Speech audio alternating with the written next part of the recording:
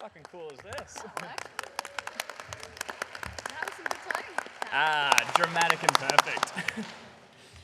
Oh, g'day PAX, and welcome to the Chaosium Presents Call of Cthulhu Live. Hey? Yeah, that's all right. So today we are going to be running a scenario called The Lightless Beacon, written by Lee Carr. This is a Call of Cthulhu scenario focused on investigative role-playing in a cosmic horror setting. I can see we've still got some people coming in, so we'll probably repeat all of this shortly. Yeah, that's a practice run. We could lie to the latecomers. Yeah. We could talk about the giveaway straight up. Oh yeah, we can do the giveaway now. That's a good one. All right, fantastic. So thank you for everyone for coming down. We do have a brief giveaway for this session. There's a little thank you for everyone turning up and checking it out. And it contains, so what we have up for grabs are 2 of the recently released RuneQuest Cults of Glorantha books. Ooh, pretty flash. And in order to win one of these elusive and incredible prizes, we have 2 very complex questions that have been designed by a team of experts. So the way we're going to run this is I'm going to say it, and the original pitch was someone's going to raise hands. I'm looking at a blank, dark sea. So clap to put our hands up. We'll figure it out. Or maybe house lights up. Yeah, you got it, Rachel? All right, Rachel's on top of it. Excellent. Okay, so, yeah, we need to be like the sort of the half space. It's the liminal area. That's where it's good. Okay, so the first difficult question is, what is the common name of those little wooden board game guys? Fantastic. Well done, sir. Fire that across. And they only get more difficult from here. What is the name of those little dot things on dice?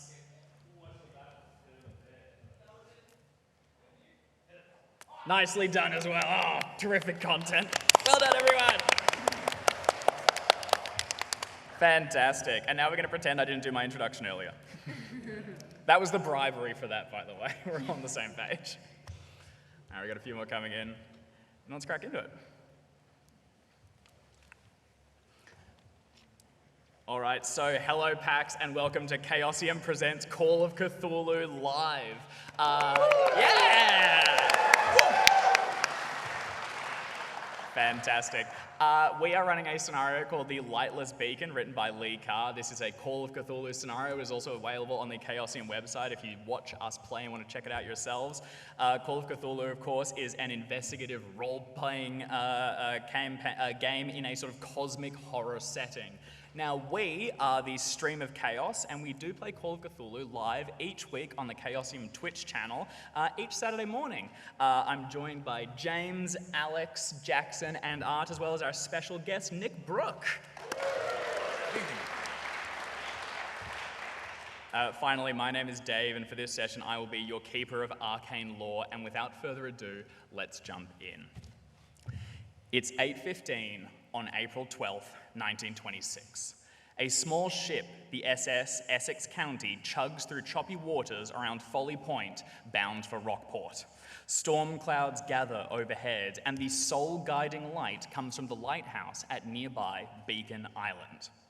15 minutes ago, that light went out.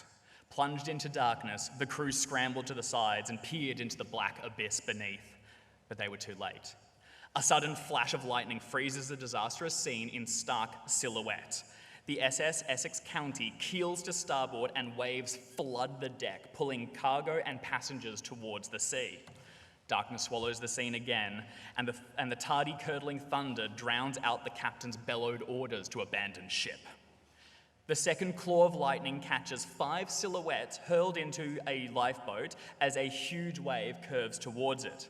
The echoed thunder hides their prayers and screams. 5 minutes ago, the sole surviving lifeboat cast off from the SS Essex County.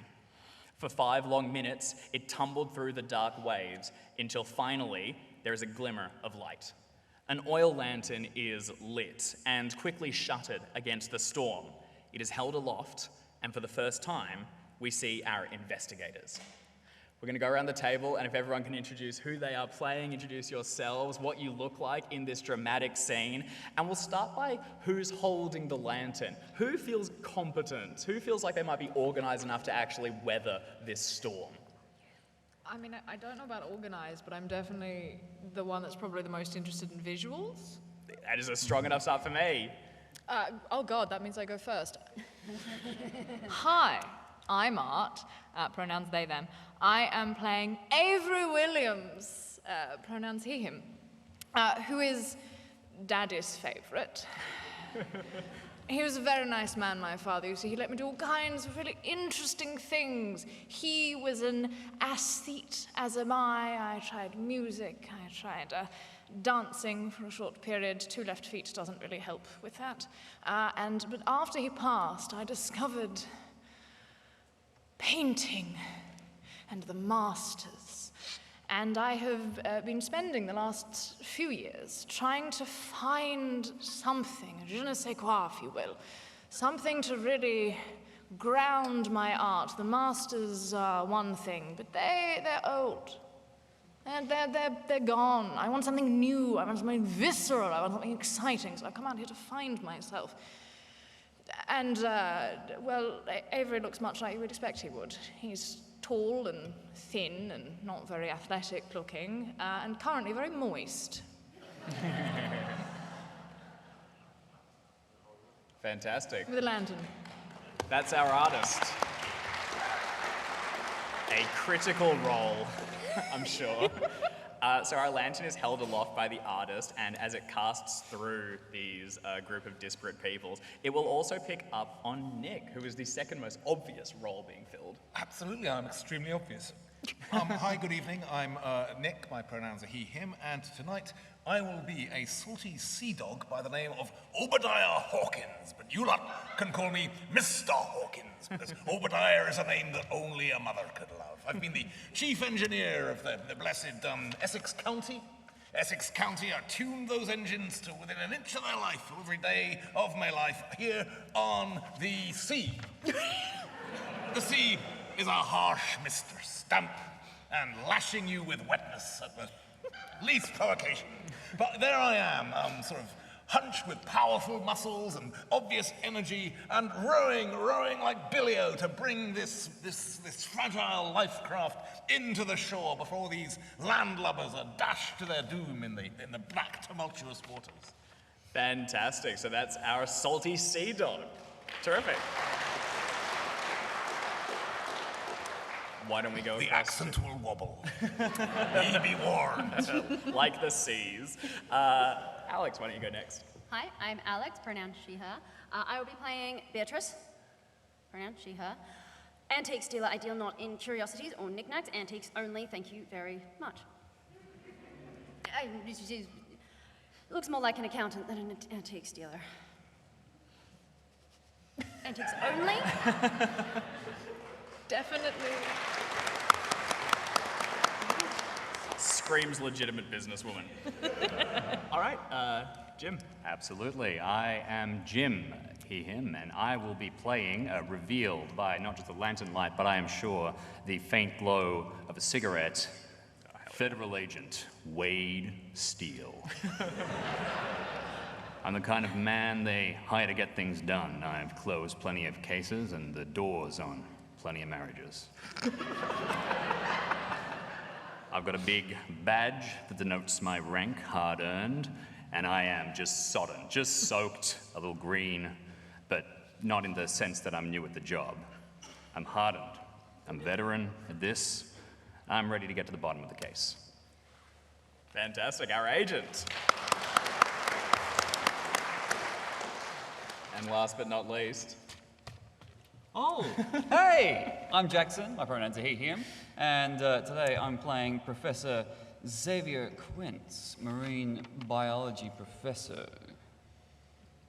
He picked up on what Obadiah was putting down. The sea is a harsh mistress. He's kind of into that. See, not many people realize how romantic the sea can be and all the creatures inside, the delicate fishes, the rubbery sea anemones. There's a lot of sensuality in the ocean, just waiting to be explored. A lot of people need to realize that. He's got square jaw, curly hair, which is currently sopping wet, a leather jacket pulled up tight, under which bounces the shell of a hawksbill sea turtle, which when they're born are in the shape of a heart. That's a true fact. I looked that up half an hour ago. I feel like you and I are going to get on so well. Oh, not at all. Fantastic. Well, that's our marine biologist. That's a power gamer move. Really sets the tone. All right, terrific. So as the waves roll through the ocean, casting the small lifeboat back and forth, you occasionally hear yourself being buffeted against the rocks that lie underneath the ocean. It is heavy clouds overhead, and the rain is just beginning to drop down around you. It is a new moon and almost pitch black. You're struggling to find the now dead lighthouse in the darkness, and I'm going to need everyone but our mechanic, who's focused on rowing the boat, to make a spot hidden roll, and this will be our first roll of the evening. Luck. We will do that just after Good Flag, because I forgot. Yeah. So we're all making a spot. You're, hidden. well, unless anyone's not looking out Everyone into the except ocean. the Is most anyone? important person makes a spot hidden. Very good. Do I get bonus because I have a lantern? Nope. You just got a lantern. That's fine. Oh, If fine. anything, it's killing your night vision. Yup. 50 out of 50. So it's going to be a failure from here. A ripping success. Terrific, fantastic. Absolutely not. Okay, all right. This lantern is killing my night vision. So the three of you are more focused inwardly, making sure that you don't go keeling over the side. You are being thrown back and forth. This is a very dangerous position to be in. But it is the detective, the agent, who manages to look out into the darkness and see the way they're going. Now, was that a normal success, James? That is just a regular, yes. Okay, all right. With that, you're able to see some of the shapes underneath the water. It looks as though there was a previous wreck in this section of the ocean, and it lies in between you and the beacon, not too far away. You are able to call this out to the mechanic, who can now steer the boat and try and maneuver it around. I'm going to ask you now to give us a pilot boat roll. Aye, aye, sir. Piloting boat, 51, and I roll 31. Oh, 37. Nicely done. That being underneath the skill is going to be enough to pull the whole thing around, and even in the darkness and the choppy waters, you carve around to the side and bring it in towards the shore. Now, as the lifeboat punches up onto the sandbank, you can immediately see that there is thick thickets of woods all around the area. It looks as though this side of the island is not immediately inhabited, but there is the silhouette of some buildings in the distance that you will get a chance to look at shortly after. As each of you disembark into the sand, you'd be keenly aware that the boat that you have come in is not capable of long distance travel. It's been dinged up, it's been broken, and the oars that you brought in only barely got it to this area. I was a bit too strong with the oars. That's exactly it. Wait, Just a sorry, little you bit too much said power. it's dinged up a bit. Heavily dinged. So it's a dinghy. Yes, that is exactly it. We're doomed. Don't know how you did that, but you're right. I'm an artiste. I don't know either. At this point, there is another flash of lightning that lights up the sky, and for a moment, the entire island is cast in brilliant illumination. You can see this stand of woods that surrounds you, and through it, a small meandering path. On the other side, a number of tiny little buildings, sort of things that you'd expect to be like outhouses, sheds, pieces like that, and then beyond it, the tall lighthouse itself, now dead, and at its base, a tiny cottage where the owner-occupier would stay. As the lightning falls away and the thunder rolls across the area, you do notice for just a moment that just near where you have stopped, there's a bunch of like fishing equipment that's been hauled up to the side or cast in by the sea as it rows away. Thunder rolls and the rain begins to pour down like buckets around you. I will pass it to the five of you to decide what you would like to do. I don't want to sound single-minded and obsessive, but is there a boathouse on this beach? No, the dock that you've pulled up next to as well appears to be severely damaged, not just in the storm, but through long period of disuse. Not a collision. No, Good. that's right. So the only way how are we getting off the island? We're on it now, which is great. I'm very glad that we're on land, again, sorry, Mr. Hawkins. How do we leave? How do we get to the land that continues and doesn't end up... It's very small. Usually in a boat. Right, we've got a boat. No, not a dinghy. Is it... The boat's been dinghied. I see. Well, okay, then how do we need to... Do we get off... If there are no lights on at the lighthouse, someone's gonna have to come and save us eventually. Look, be all that as it may, the first step, we gotta get to shelter. We can't be out in this storm. It's dangerous, and we should get somewhere safe. It We is should very head to the lighthouse. It is very striking. What, the lightning? Yes, but also, you know, the storm. It's very visceral, you know? Lightning can be particularly striking under certain circumstances. We should get inside. Right. To the lighthouse, Okay. if there is such a thing. You said there was a lighthouse, There's a didn't you? great big lighthouse, yeah, Does absolutely. that look like the most structurally sound object on this island? Oh, they're built to be incredibly structurally sound. Great. Yeah, that's I'm absolutely. probably halfway up the beach by this point. Okay, yep, you can look up and see Beatrice already pushing her way through the rocks and sand towards the lighthouse itself. Now, you have very limited light, so I want to clarify that you, Avery, are carrying the lantern at this moment and have the most to look at. Now, pointedly, you're not traveling with Avery, is that right? Correct. Yes, yes. Is anyone else pushing ahead, lingering to the side, or remaining in the area? Stick with the group. Stick with the lantern. Back up. Okay. Off we go.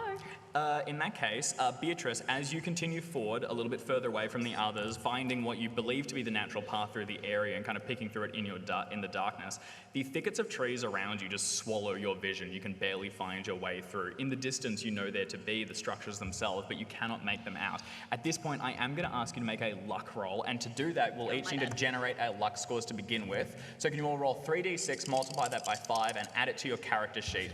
And this is the resource we will be aiming to drain throughout the scenario. May I?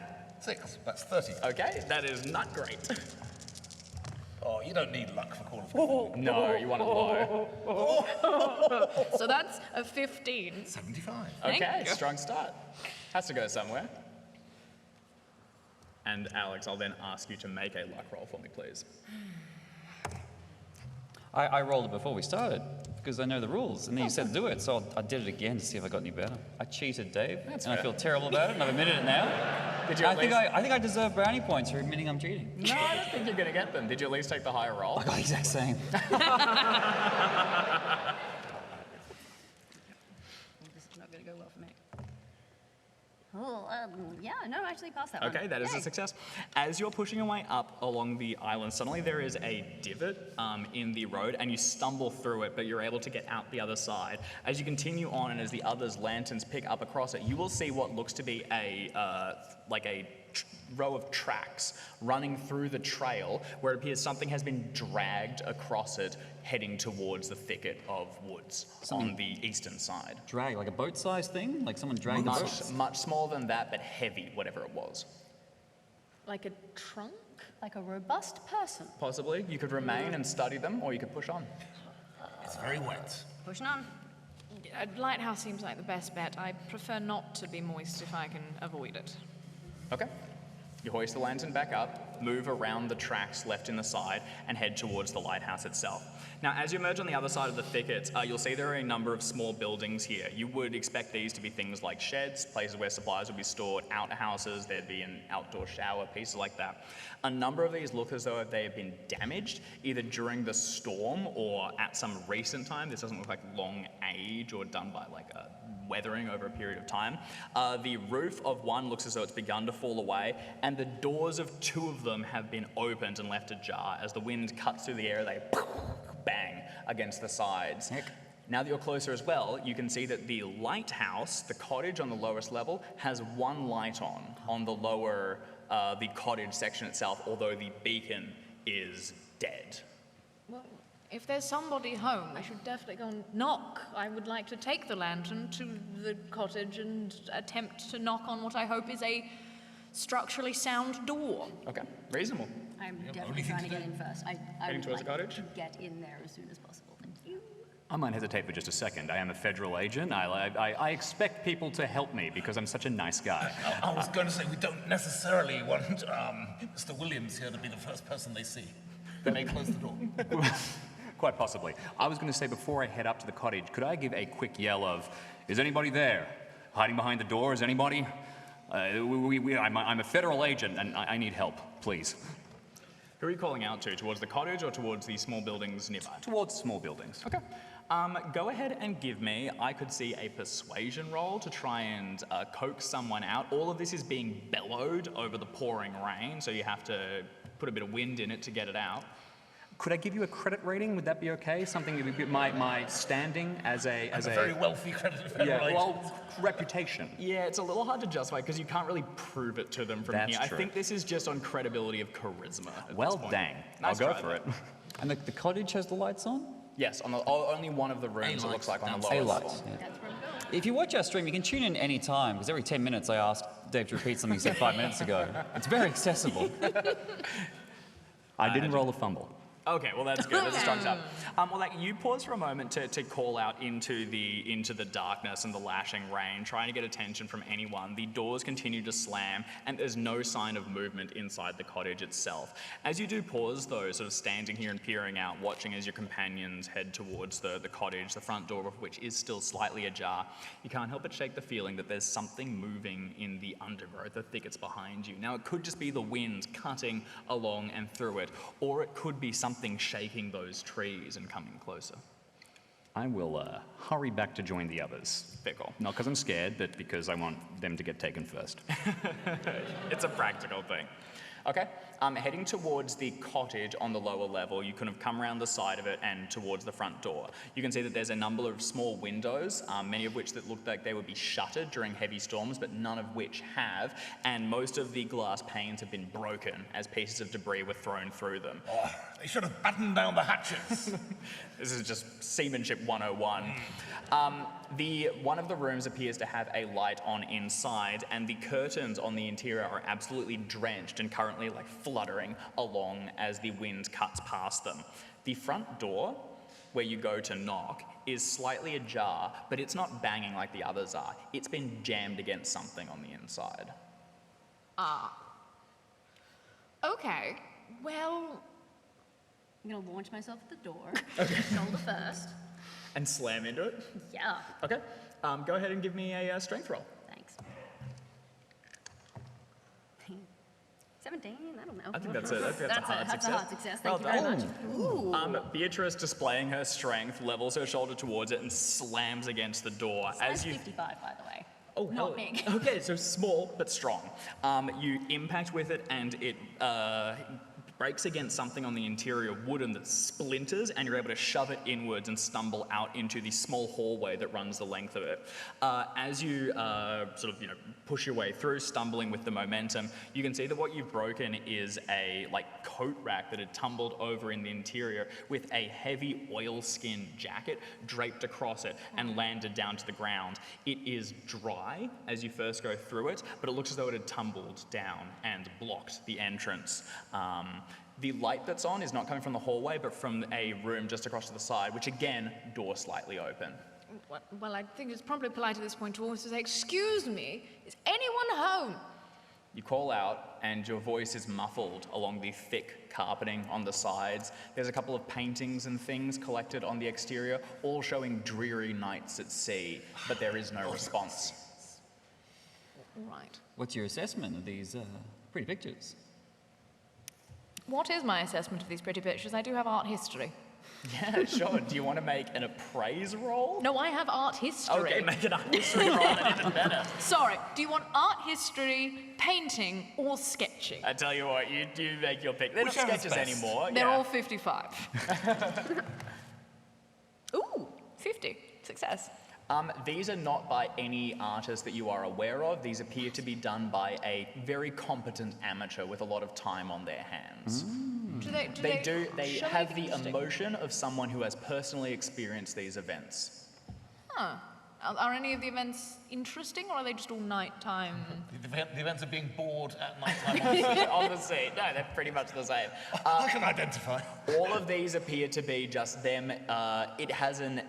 There is an experience of loneliness to it, certainly, of separation. This person has a healthy respect of the dark and the storms that rack this coast. So just assume I'm babbling all of that out loud as I stare at these as the four of you are nearby. Just going, this is fascinating. This person has a real sense of loneliness coming off these images. It's beautiful amateur work, but beautiful nonetheless. I shed a tear. I'm paying no attention to this babble, and I'm shutting the windows properly. Okay, so you're going to head through into the hallway and close the door behind you. Now, you've still got the only lantern held up and focusing it on these art pieces, taking them in and just beginning to breathe in the atmosphere of the area. He's using his degree, Dave. I He's using that history degree. Full respect.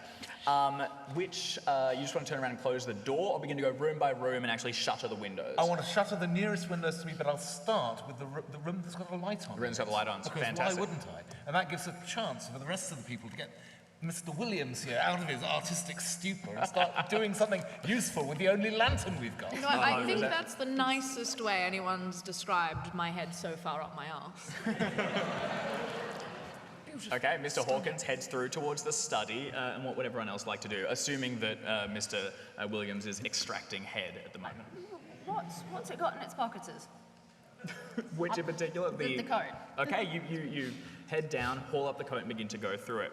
Feeling at the pockets, you will feel a number of lengths of small, torn rope. There's a number of hooks and things, pieces. It looks like whoever's doing this has removed all of the hooks, those floaty bits on it, weights, from a bunch of fishing line and things like that. So they've taken all of those off of fishing line. I don't know anything about fishing, but that seems weird. The coat is dry, so it has not been out in the rain. There is a pair of gumboots nearby that would match it, and as you look over this area, it looks as though there is accommodation for 2 such jackets, 2 such pairs of boots, only one is present. I was a little disconcerted by whatever I saw moving before, so I'd like to hang by the door and just keep an eye on what's outside. I am guessing after a roll, I'll either be really keen-eyed or I'll be turning back to talk to everybody and baring my neck towards the outside very unsuspectingly. Either one, excellent outcomes for me.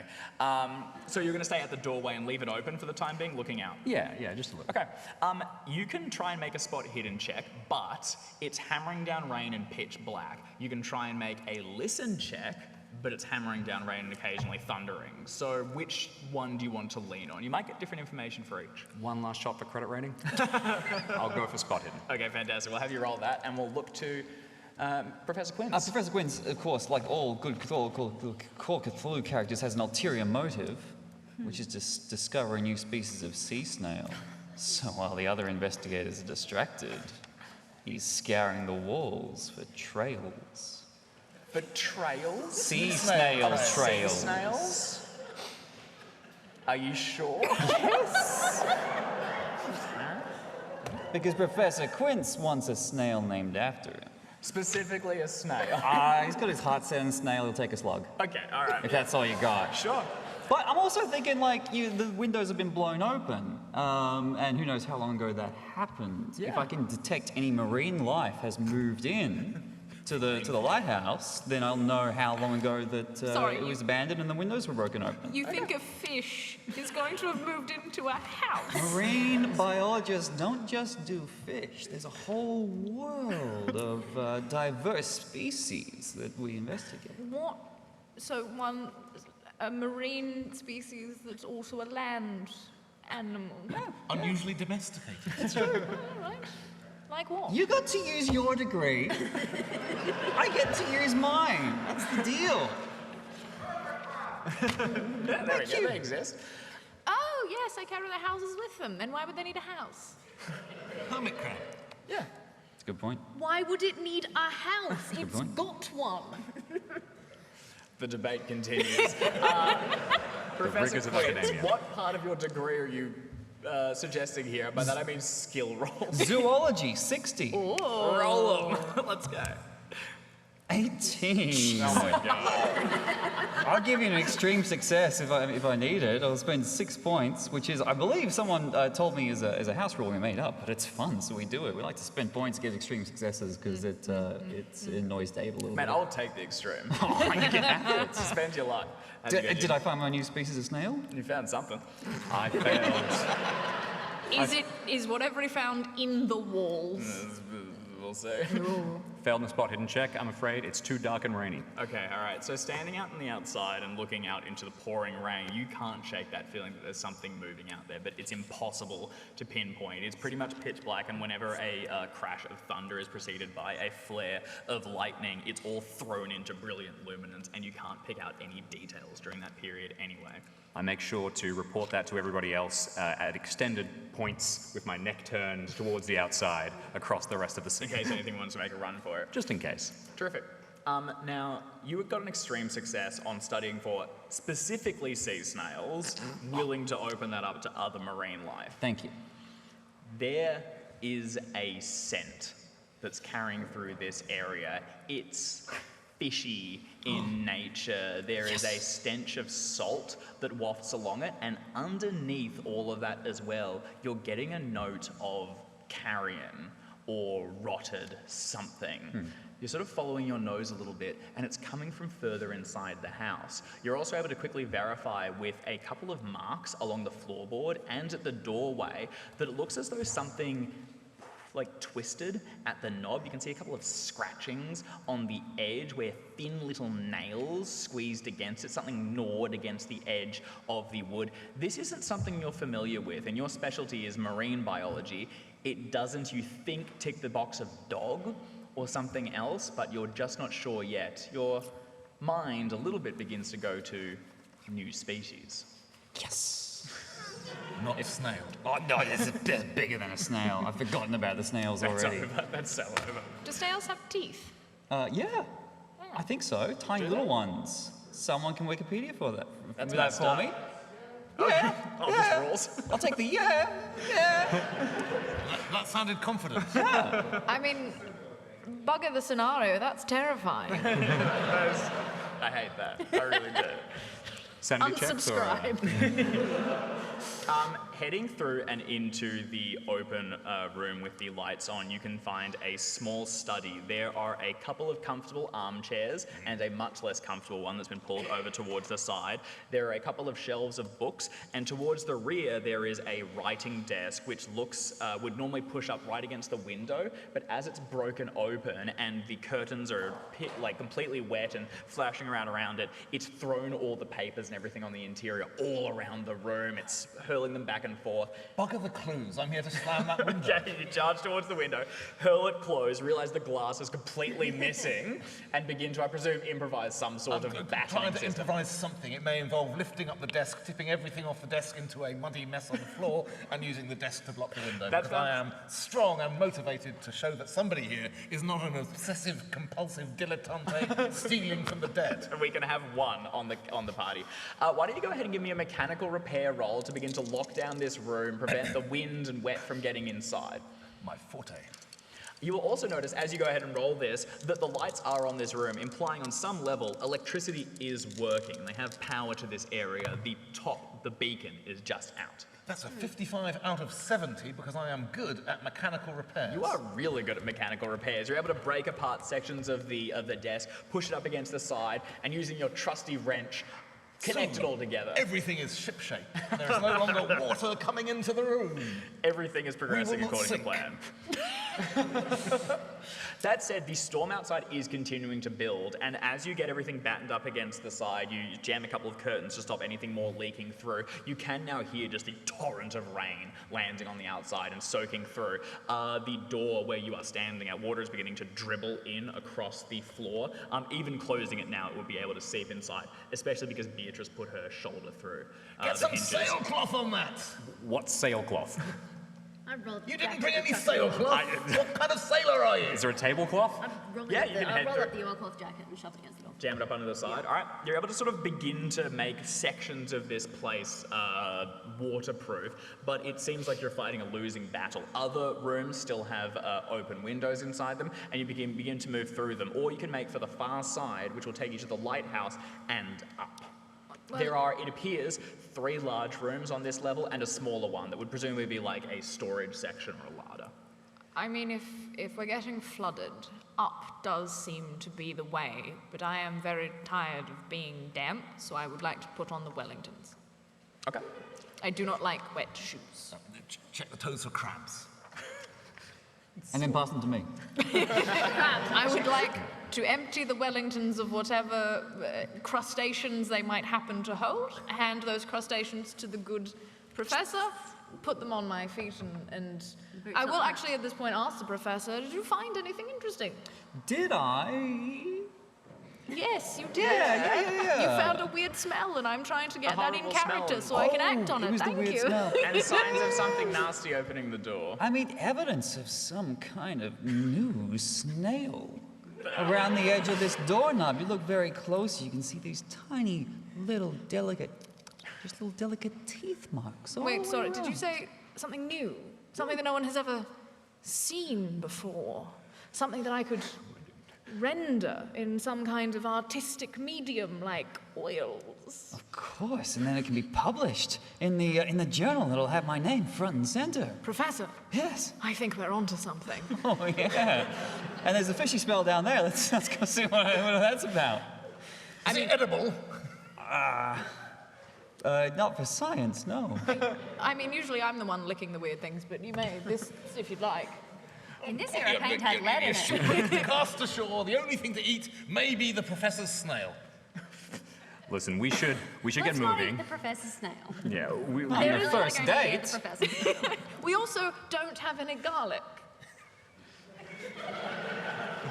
Are you French? No, but I did study abroad. It's almost as bad. Explains the hat. I've studied many abroad. let's They do say it's unlucky to have a Frenchman on a ship. Ask Napoleon. let's climb the ladder or go back out into the storm, but let's not. Well, I think we should investigate what the professor has found. He's found a weird smell, which may or may not be a snail. Why don't you go into the lighthouse? Okay. All the way to the top. Sure, I'll. Right the way up. Okay, I can Yeah? do that. You saying I couldn't? No, I double dare you. I could beat you up. I mean, as in climbing, not like fight you. I'm gonna climb up the. Please don't hurt me. I'm going up the ladder now. Just going towards the back of the cottage, towards the ladder and the lighthouse, does that take me past the study that has just been ransacked? It will take you past the study and the closed doors to each of the other rooms. The study that has been ransacked with all the papers and letters on the floor in a muddy pile? Muddy pile. Muddy pile, Muddy probably pile. trodden on a bit. I'm going to look at the muddy pile. I'm going to Totally dive ignored. into the muddy pile and start going through the papers and the letters and the... Okay, all right, so you head into the study and begin to pull apart the now sodden and trampled notes and try and piece some information from them. Okay, so we're going to park you there. You're going to head through towards the back and make your way up the lighthouse itself. Faster than Beatrice could. Noted. Which direction is the fishy smell in the direction of the lighthouse, or is it in the direction of one of the other rooms? Lighthouse. Great. So we're going to the lighthouse as well. Okay, fantastic. Full suite. Well, one exception. Yes, because I'm concerned about the food situation. Okay.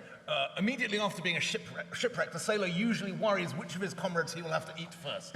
So I'm going to check to see if there is a larder here in the room that you said might be a larder. And if there is, if they have a good supply of hardtack or ship's biscuits or such. Because otherwise I'm going to have to start sizing people up. I mean, if it helps, I am size 70, but my constitution is 40, so I am wiry. Cut and chewy. That's strength 45. I'm all string. I've got a skill called delicious. I'm gonna cross that one out. looks like it's back to the professor's slug. Perfect. All right, so 3 of our party are heading towards the back of the lighthouse, opening the door and beginning to see the tall set of stairs that spirals up to the highest section. Probably worth mentioning that the 3 people going to the lighthouse are the ones with the lantern. Yes. Great. Now, Just there is the making- light on in the study. Yeah, electric light, and then that means my plan is now an idiotic plan. Yep. And so instead I shall follow the people with the lantern. I will say, you do see a light switch. I'll turn the light switch. The light- After making sure that the circuit is electrically sound. It does appear to Wouldn't be. want to start any explosions now. It does appear to be, and the lights do come on. Throw the switch. You throw the switch and the larder is plunged into brilliant luminescence. The inside appears to be well stocked and with enough supplies that That's one a could relief. last about 6 months, if necessary, isolated on the One the could island. last 6 months. Yes, and 2 could last 3. That's right. Yes. Okay, I don't think we'll be isolated that long. Alarms off, false alarm. All right. Ixnay will knowing get our aneurysm, luck. K. we'll be dead within 24 hours. If Just we don't know that yet. So I think we'll be fine. The nearby room towards it, to the other side, has a kitchen as well, which appears to be well stocked. I think you mean a galley. Yes, sorry, a galley. It is on land, but yeah. We're committing at least. Yeah, there is a landlocked galley, which has in it everything you would need. There are cooking implements, things like that. There is a small table, and towards the back, in the sink or the trough where dishes would be washed, you can see a canvas sack or something that looks as though it was filthy, covered in mud, partially submerged in water. I'll ignore that, that's not interesting. And then I'll start going up the spiral stairs behind the people who went up first. Turn at it, look at it, go back the other way, close the door, head towards the lighthouse. Okay, fantastic. So everyone is everyone is heading up the lighthouse. It is a long way up these spiraling stairs, and they echo underfoot as you make the ascent. Outside, you can hear the wind carving through. The limited windows on this section are much smaller and more secure, so none have broken, but they look out into only darkness and the occasional flash of lightning that throws stark silhouettes over all four of you and then your shadows in profile against the wall. Your footsteps echo as you continue up towards the highest section and find a hatch that you'll make your way through. But first, we'll cut back to Beatrice, who's beginning to go through the notes. Can you go ahead and give me a library use skill? I think it's the most appropriate, unless you have something else you'd like to pitch. Nope, that works. Okay. Oh my god.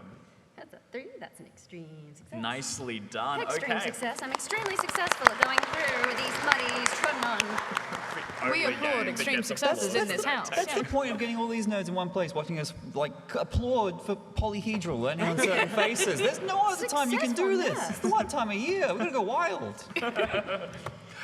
You begin to go through each of these journals and things that have been torn apart. You're looking at a bunch of different things. One is basically a correspondence, letters that he's sent and received, this being the owner of the lighthouse, a man called George Cassidy.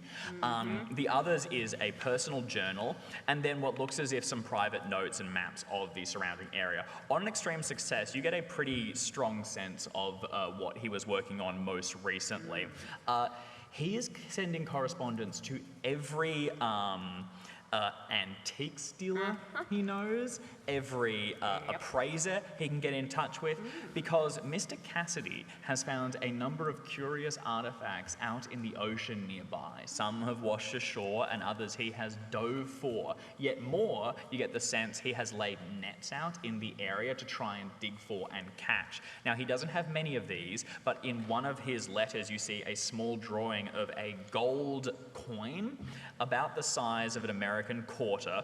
Emblazoned on one side is an obelisk, and on the other, a series of strange runes. That's hecked. Do I recognize, have I come across anything resembling that previously in this career or my last? Do you have the occult skill? No. This is probably Wait, not... no. I do. I just looked at my character sheet. Sorry, I got excited. You could try for appraise to get a sense for the value of what it is that he is proposing, but the symbols on it don't ring any bells. I'm having trouble visualizing this quick day. appraise while I am tearing these things into tiny, tiny shreds. I'm having trouble visualizing this metal coin, this gold coin. Once we see one, Oh, I reckon that might help, didn't I? Yeah, not a full one. Also, for all of us in the audience who aren't American, how big's a quarter? Yeah, big. A little smaller. There we go. I'll tell you what, actually, that time, Jackson, we'll let it land. Yeah. It's that big. How'd you go? Just a success. Okay. These things, if solid gold, are quite significantly valuable. However, each of the responses that he's getting are begging him to come in, bring them to shore so that they can be investigated. And Mr. Cassidy has begun to develop a sense of paranoia. He refuses to bring them in, and he asks more and more people to give him more and more accurate estimates. And with each letter that leaves, you get the sense that he's getting more concerned. He begins to believe that people are coming to take these coins from him. He refuses to leave the island with them. He wants people to promise great wealth and power if he can send them to him for less and less. Cool, I'm just going to start shredding everything in here, just ripping it into tiny, tiny, tiny pieces and grinding them into the dirt. Okay, all right, noted. You begin to go through these. No one else will have a sense for the secrets that were contained here. Thank Perfect. We'll park you there for a moment and return to the others as who is the person who's going to, well, I think you were quite pointedly hurdling your way up. It's a race, wasn't it? You get to the top of the ladder and find a secured hatch. It looks as though it is closed but not locked. There is like a twisty thing, one of those, like submarines have. It has not been closed, and as you push against it, you're able to heave it up and to the side and see a small room on the interior. This is the service room you might be familiar with, at least, Mr. Hawkins. And inside here, there is the clicking of machinery as a large device suspended from the ceiling rotates steadily and would move the beacon above to rotate it so that the lighthouse can pan its gaze across the area. It is continuing to move as it clicks back and forth, but you can see immediate sign of some damage done to the area. There is a bank on one side where a radio is set up. You can see the headphones set up to the side, a number of like switchboards, pieces like that, and it looks as though at some point in the past a hammer was taken to it or something. Keys have been smashed, plugs have been ripped out from the walls, and the radio appears to be in a state of dire disrepair. There is another door that continues up to the highest section, which will take you to the interior of the lighthouse itself, where the actual globe will be held. As a maritime man, let me tell you that damaging vital equipment on a lighthouse ought to be a hanging offence. Absolutely. I mean, quite literally, we just saw like a number of people die in the opening monologue, and that is pretty much the direct cause of this lighthouse going dark. While I catch my breath and pretend I'm not puffed out, I'll say, we should try and get this going again. If we can get the light working, maybe we can shine it across the island, spot anybody else moving, spot a boat, spot a way back. Could you repair this? This room is specifically with machinery for tracking the light which is above it, so I'm in the wrong room to get the light going. Is that right? This machinery appears to be continuing to work as the light pans back and forth, but something on the second section has died. The radio around it is That's separately utterly smashed. destroyed. I'm totally with you there, and I'm not thinking about the radio. But is this the right room to go about trying to repair the light, or is that up above? You get the sense that continuing up would be for repairing the lighthouse. If you want to take a look at the radio, you could. Our extremely manly special agent has suggested going up to repair the light, so I'm going to go up to repair the light, but that might mean I'm taking the only lantern. Okay. Well, I'm currently holding it, so I suppose I'm going up with you. Yep, okay, light the way. What's up, Dave? That's fishy smell, Dave. Can you get a fishy smell update? As you've followed along past the others, they're continuing their inane bickering about lighthouses and several deaths. Your nostrils flare periodically as you follow that fishy scent, and it's getting stronger and stronger. The three of you have actually also picked up on it. As you get to the top, out of breath and taking a big puff of air, it's stained with salt and that like pungent fishmonger's scent. You're possibly the only one, Professor Quince, who delights in this titillating scent ever so slightly, draws it in through the nostrils, and revels in its funk odor. You get the sense that it is continuing from up above, and it is rank. Animal, mineral, vegetable. Fish. Fish. Fish, definitely fish. We're definitely in that space, yeah. Okay. No, so yeah, it's not like a horse has died or something. I don't know how a horse would have gone out the top of a light. I don't really know how the fish would go there either. My brain just went, horse is a large animal that if it died would smell a bit funky. Yeah, horse. That's definitely a thing you'd get up a lighthouse. Going up lighthouses to die. A very small horse. I Could mean, be a to be fair, seahorse. if you get a horse up a lighthouse, it's not coming down again, so it would die. So if you've lost your horse, smells find very the nearest bad. light. You can bring food to it. They've got a well-stocked larder. It's not impractical. Yes, but that's more than one man. Will the owner of an impacted Clivesdale please move? Sorry. We'll go as a team. If anyone wants to look at the radio, do it, but make it quick, and we should keep going. If we can get this light going fast, we could try and get out of here before the storm picks up too much. Okay, everyone's ascending to the final section. Is anyone remaining in this room below, taking in the radio or looking around the area? You do only have the one lantern, and the lights up here do not work. Yes, I was going to ask if they turned on, but that answers that question. No, I think if I'm going to hold on to the lantern, I like seeing things. I'm a painter, so I'm going to, and also just, a human I like seeing. It's a useful So skill. I'm going to hold on to the lantern for dear life. I don't think if anyone tried to take it off me, I don't think I could really stop them. I'm not that strong, but I could try. Oh, but we're very happy for you to be the first one up into the next section. Good, eh? Okay. One step at a time, Avery begins to take the final set of stairs. This doorway is like the first, open, but propped against something on the interior. As you put a hand against it and heave it inside, you see a small room. It's only a few paces wide at the furthest section, and the center of it is dominated by a large globe, which is what would actually illuminate and power the lighthouse. To the rear of it is an immense mirror, which is continuing to sort of rotate around as it clicks through places. There are a number of panes along the outside, which would look out onto the surrounding area, and a rail on the exterior. Two of the panes have clearly been broken. It looks as though something has been propelled through them. And on the ground are a number of collapsed figures. One of them is small, and at first in the darkness you can't make out what it is, but it seems to have been pinned on the underside of the rotating machinery and is now leaving a smear along the ground. There is another small one just by the door as you push it inside, and then there are two collapsed, taller humanoid figures, one face down on the ground, with a large sort of yellow jacket and hood up so that you can't see any of their details. And then on the other side, there is a figure leant up against the glass, staring right towards you. He's a wild-looking man with a thick, bushy beard that curls all around him. He's dressed in what looks like nightwear pajamas striped across it, although they've also been splattered by blood. And he currently has latched onto the side of his neck one of the small figures that you've seen in two other places inside this room.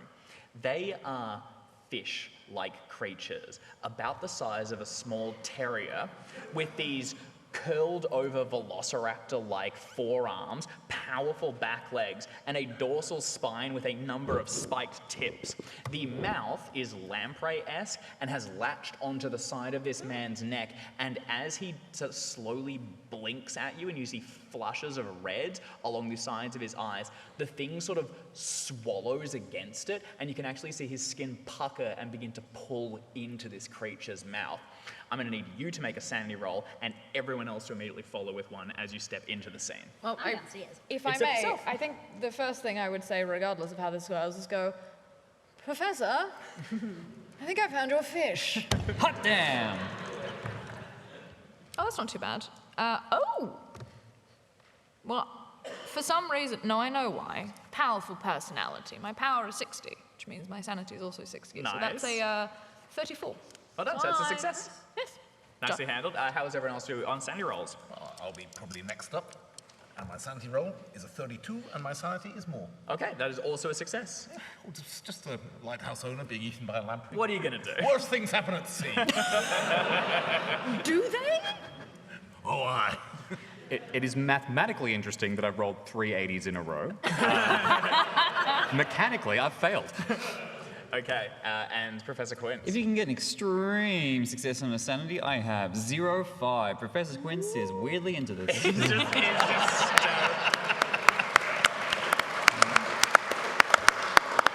Nicely done. All right, everyone that succeeds is still going to take a single point of sanity loss. And for steal, you're going to take a D4 plus 1 for taking in this gory tableau. I knew there was something fishy going on in this place. You get 1. I get 4 plus 1. Start strong. Immediately insane. All right, Temporarily. we're going to get a sense for what everyone else is doing first, and then we're going to roll that intelligence test to see if you're having a bout of madness. I present to the three of you. I'm all up on these new fish. Okay. You immediately push your way through the doorway and drop down. Now, do you want to take in what appeared to be one of the dead ones, the one by the doorway, the one being pinned underneath the machinery and smeared across the ground, or the one still currently lampreyed onto the man who, I will restate, is still alive, although in a very poor condition? Yeah, I'll go for the living one. Living Okay. specimen's more useful, usually. approach the man, not looking to render assistance, but to investigate the horrific parasite attached to his neck. Oh, I'll look at the wound and see if the teeth marks match on the door. Okay, all right, we're still an investigation. All right, yeah, hell yeah. Okay, you head towards that, crouch down and begin to inspect the teeth, the painful area. All the while, this man and his wide eyes track you across the room, see you get closer, and then stare at you as you begin to study the area and prod at this strange fish-like creature. Avery and Hawkins, what would the two of you like to do? This is no time for repairing lights. Up to you. This is a time for humanely stunning a very large fish with my very large wrench. Okay, all right. Sorry, No! Professor. No, you It's the way it's can't! still chewing at his neck. Oh, I it's can't awful. abide it. It's no way to go. So I'm going to strike it very hard on the head with my wrench. Okay, so Professor Hawkins, sorry, not Professor Hawkins, Mr. Hawkins, Professor Quince, he's stepping towards it, hoisting the wrench and intending to do harm to your pet science project. This is no species. You can't kill it. Look at it. It's just a tiny little precious thing. We don't know how many there are. Never been seen before. I think you'll It's just- find I can kill it. Could we maybe get it off this gentleman first? Would I have made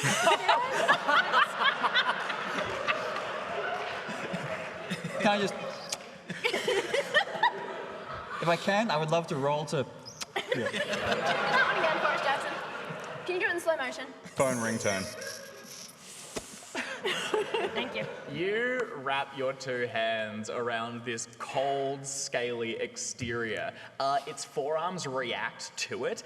One of them claws around your fingers, and you can see its hind legs padded into the chest of this man with long talons digging into his chest.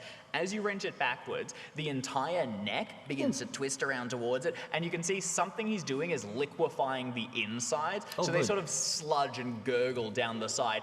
If you try and dislodge this creature by just wrenching it, you will kill this dude. All right. I'm going to try to relax it first. You're going to sing to it? Hey, No, I think he's going to stroke it.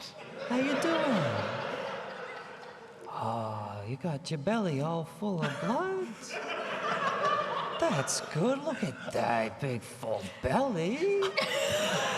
I don't know which You I want to hit more. Ready to let go? Go to bed now? Okay. Can Come I? on. I know this is a long shot. Yeah. I do have natural world and I do have first aid. Can I render this insane man assistance? Sure. In a way of I'm trying to help. I'm trying to make sure that the gentleman getting his neck liquefied and sucked from existence, it gets some first aid, but I would also like to, you know, with the knowledge of the natural world, as unnatural as this seems, try to... I'm trying to help. Noted. So you're going to attempt to help Professor Quince. Hawkins is going to stand over with their wrench, ready to be Plan B. Plan C. And what are you doing downstairs? Well, and then we're I'm going to coming resolve up. I'm Jim's. coming up now. Okay, so you're going to make your way across. Now, Ideally. sections of this are going to be in pitch black. I'll do my best. Okay, all right. You head out of the study, hands along the walls, and find your way to the, well, there's lights on in the cottage. Find your way towards the stairs, and then feeling along the exterior, begin to Carefully. trace your way up. It takes you a little while, but soon you'll begin to hear over the lashing rain the sounds of the confrontation. Well, not necessarily confrontation, whatever it is that's happening up above. You'll get a sense for that, and if you want, Alex, you can break into a sprint. We will have Yeah. rolls at that point. Oh, yeah, no, let's go. Okay, all right. Can you go. give me a dexterity Fall test as you begin to downstairs and break my scramble neck. up the stairs and go as fast as you can? No, I'm good. We good. You got it? I got it. Okay, Success. nicely done. We good. Taking them two at a time, you begin to bound up them, flight after flight, and you stumble out into the room beneath theirs. From here, you can see ambient light filtering from down and can quickly enter the scene. At this point, That's George, isn't it? hey? This is George. Isn't it? Oh, Yeah. this is Yeah, absolutely George. Okay. At this point, James, I'm going to ask you to make an intelligence roll. Absolutely. Now, the way pop this up next works to you. is, of course, in Call of Cthulhu, as you witness the horrors that are around you, you have a risk of it just being a little bit too much for your teeny tiny little mind to handle. And Mr. Steele is right on the brink of that. This intelligence test is, can you basically delude yourself into believing it was a trick of the light, these are just big fish, this is normal, or are you uncomfortably clear on exactly what is happening? You probably want to fail this. Let's find out. Let's smooth out those wrinkles. I genuinely rolled another 80, which is... it's wild, look at that, it's insane. I like to think I hold myself together for long enough that the professor starts singing and it calms me down. Frankly, it's a lullaby like any other. I believe we're on Twitch, so it's going to be in the public domain. Roll, roll, roll your boat. So Gently down the street. yeah, I don't think this is a confrontation so much as a seduction. I wish it was a confrontation so much. Alex, I'll ask you to make a sanity roll as you come onto the scene. And Mr. Steele, you are able to, For the convince yourself fish that... or for the singing? Hang on, the scene is now less sane than it was before. Oh yeah, it's gotten worse for sure. And I will say you... Oh my god. Did you get an 100? That's very good, isn't it? Okay, so you're... So what are we doing about sanity fumbles? Bye. Witnessing the gory tableau prompts a sanity roll. A d4 plus 1, a d6 for the antique stealer, if present. You recognize this man, George Cassidy. You I know know who him. he is. This Yes. is not an impersonal death. No. This is a man you know. No. You are immediately going to take the maximum of 6 points of sanity loss, and I'm going to need you to make an intelligence roll. Well, that bodes well. I'm not clever. Just roll an 80, it's really easy. Oh, you're kidding. You have... I have passed this one. In fact, that was a hard success on my intelligence roll. I know exactly what's happening to my dear friend, George. You also read some of his notes down below. Yeah. He was paranoid he was being watched. He thought someone was coming onto the island at night, looking through the windows and attempting to find him, attempting to take the coins that he had stolen from him for himself. This thing that's latched onto him is not of our sea. It's something from somewhere much deeper. It has a dark sheen that runs all across it. You can see it has powerful little forearms that are currently almost I don't like caressing fish with forearms. Not a fan of fish with forearms. Professor Quince as they sort of curdle up around it and the thing suckles onto the side of Cassidy's neck, liquefying it and pulling it free. You also, as you come onto the scene, Cassidy's eyes fix on you, and you can see a pleading in them, a begging to be freed of this creature. You are mad. Mm-hmm. And we have previously discussed what will happen with each investigator should they suffer a bout of madness. We did. I forgot mine. Do you want to beat and then come in as the others continue? Yup. Okay, all right, you come on and freeze for just a moment, and we are now going to go to Professor Quince and... Life is but a little fishy dream. what are you arguing here?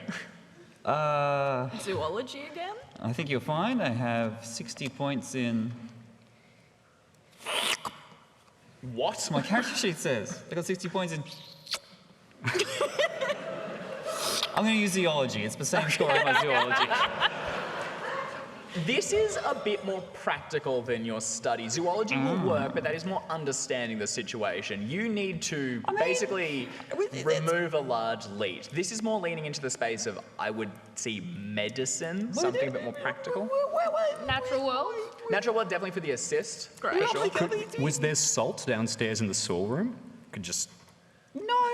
I can like massage if it's got like the same kind of jaw and teeth structure as a leech or a slug that I've studied in the past. I can use my knowledge of those mechanics to, you just got to tickle this bit, and it comes right off.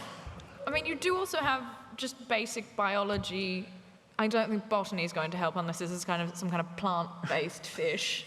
Nah. It's not vegan? No. No, it isn't. Parsley, maybe? Look, if I can get a hard zoology, that's just as good as a first aid. All right, so, if you're convinced for the zoology, you are applying your knowledge of mundane fish and things like that. I'm shocked that you're not convinced, to be frank. He's very negative, isn't he?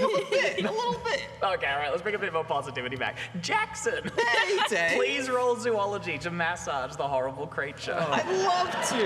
And thank you for the opportunity. And take a frickin' bonus dice from the assistance of the artist. Standing. 26 is a hard success. Okay.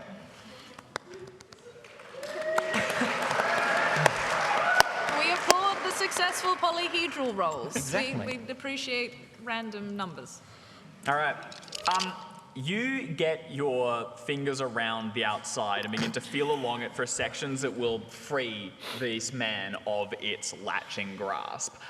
Checking along the exterior, you find an absence of a number of typical features that you would expect, and quickly you're becoming clear that you were right. This is a new species, and you're going to be the one to write about it. You possibly get a little distracted taking in the beauty of the creature and all the strange details that surround it, but you're beginning to sort of try and find loose points. Unfortunately, you get the impression that without surgical aid, this thing will not release from the man. Additionally, you expect it is injecting some sort of poison into him currently. There is the dissolving neck. Yes, it would. It also explains the red eyes coming around, and you expect there's some sort of paralysis that's coming over him. It's the reason why he's not screaming, why he's not running away, and is basically frozen in terror. Oh, I thought you were tickling him too. You can try to just wrench it off if you want. It's got a good chance of killing him, or you can try and go and find something like a scalpel or a similar instrument to do something a little bit more delicately. Alternatively, we do have a wrench. I do. You also, just from genuinely studying the creature, will get a little bit of information around it. The scales along the outside of it appear to be quite thick and would prevent damage being dealt to it. It looks as though it's got some armoring around the outside. You also find submerged all along this dorsal spine a number of more of like spines along the edge that you just delicately sort of run along and they The spine flare is up. spiny. Yes, that's exactly it. Who would have thought? So I got it off, right? No, you didn't. You can try and just rip it off. You risk killing the man. It is currently latched inside. However, it is pumping him full of poison. Or you can find something to do a little bit more of a delicate operation. I mean, he's gonna let go eventually. He's not just gonna stay here all It night. will probably finish liquefying and eating his neck first. Yeah. Okay, Priorities. we're setting the tone. You make eye contact with my good friend George, who wrote me a number of letters, and really shouldn't have done so. He is going to. He's going to give me away. I think that thing needs to come off his neck, and I think it needs to come off his neck right now. Right now. Well, yeah, Right now, I'm thank you, working right on now. it. I'm I'll be taking working that off on his it. neck right now. It's a delicate operation. We don't want to hurt the little Not guy. anymore, it's not. We do. We do want to hurt the little guy. I don't want to hurt the little guy. I am going to. I'm drive standing on over back. there, cry out for George, and take the thing off of his neck. Okay, so as you, roughly as I can, to you be clear. charge forward and attempt to get your hands around the creature. You're also standing by with a wrench held aloft, and you are very much in between all of these actions. Quince, is there something you want to try and do to attempt to prevent any of these, or are you going to step aside? If Professor Quince is a lover and not a fighter, he's not gonna like get in the way, but he's gonna be involved. It's like, okay, we've got to come off now. All right, let's get him off, and I'm gonna help wrench it off in the Okay. best way I can. All right, you're going to step forward, get your hands around it, grab it by the sides, and heave it backwards. Yes. Can you just go ahead and give me, my instinct would be, you could try for first aid, but I don't Oh, think no. you're really in the state no. for Well, it. no, then that's not my objective. Okay, do you want to just go straight strength roll? I do. Okay. And to be clear, I'm trying to do the opposite of first aid. Understood. Well, Go how ahead many- and give me a straight strength roll. You got any points in? Oh my god, Alex. That's an extreme success. George now has no neck. You race across the room, and Professor Quince, delicately holding onto the creature, steps aside. You slip your fingers forward under the thing's gills to grab it and heave backwards. As it does, Put my foot on George's chest. its teeth for a moment remain stuck inside his neck, and the interior sort of leaves out from the back. George's skin begins to reach backwards through it, and then you hear a ripping sound as the skin breaks and the insides come out with it. George's mouth drops open, blood pools from the inside, and a wet, gurgling gasp exhales, but soon he is dead as he keels backwards. The thing is dropped off from the side, and it immediately begins swallow down the meat that has been left inside its stomach, and it will quickly swing around and try and attack you as well. Can I like try and football punch? Like just kick it? Can I kick it? Can I kick it out? I'm going to humanely stun it, except without the humane bit. Okay, sure. Go ahead and give me a fighting brawl test as you swing your wrench towards. Do I have an advantage of any sort because it's being held by somebody else? This is being done in a state of madness. I actually think if anything, you're almost in the way. There's going to be a straight roll as you just swing towards it, and failure will probably send this wrench into the companion. Sweet. These things happen. These things do happen. 32 is a successful whack with my trusty wrench. Okay. Violence Not solves hurting me with a everything, kids. Don't believe what they tell you. The creature is ripped off from the side, and as it begins to suck down the meat from George's neck, Hawkins swings around and slams the wrench down onto its sort of ridged forehead. Immediately you hear it break against armor, which sort of bolts inwards, and I'm going to ask you to roll your damage, which I understand is... There's a D6 and a D4. Fantastic. Go ahead and roll that. This is the damage roll. And I'm going to... And it is 6 points. Oh, shit, okay. A solid hit. So that is going to be enough to go through a portion of its armor, but not quite enough to kill it. However... Oh, bother. I'm going to have to hit it again. No, However, don't. and Quince, this might work to your advantage. It is enough to cause a major wound, and it does fail its constitution roll. So as Hawkins leans over and brains the thing, there is a squeal of something from inside it. Its jaws chitter again, a bit of meat drops down onto the ground, and it goes limp in your arms. You can sort of drop it down to the ground. It lands flatly on the floor of the highest area. It is still alive, but it is currently unconscious. I scoop it up. I'll scoop it up. Okay. You rush forward and take it up. We have to find a little I don't know, a bowl or a tank. Mouth to mouth? A tank for a little mango here.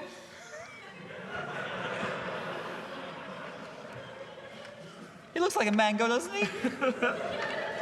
I want to interject briefly. I saw something darting around outside. Yeah. Is there any possibility, shot in the dark here completely, that what I saw could be similar to what I'm seeing now out there?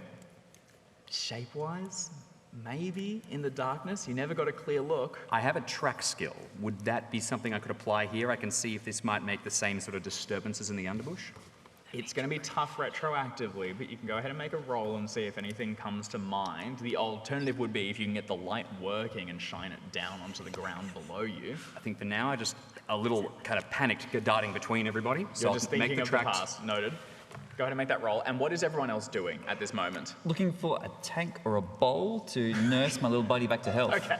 Starting to fix the lights. Okay, so that's going to be... Has it been in like a moment? Has all of this happened? Like there's been a bit of a kerfuffle. It's been like a few moments. There's been a brief beat. I mean, it's been brained and Professor Quince has scooped it back up. Great. In that case, I've done a quick etching of the creepy fish, and I would like to present it to the good professor to say I think this might help while it was still breathing. You know, it's sort of strange. Anyway, It's beautiful. You're going to show it to the fish? He's unconscious. He'll appreciate it when he wakes up, though. I'll put it in his put it in his tank. He can have a nice little self-portrait. Get well having a soon. when he comes to. At this point, I think the fish is mostly a danger to the professor, and I'm fine with that. Natural selection at work. Nursing the fish, you can head back down to the level below and begin to look through some of the boxes and things and see if you can find something to hold it. You go back down the stairs, cradling this horrible gurgling creature Mango. in your in your arms. Actually, no, horrible gurgling creature. That's your turn. I'm not using it. That's bad improv, Dave. yes, and the mango. Yes, and I hate it.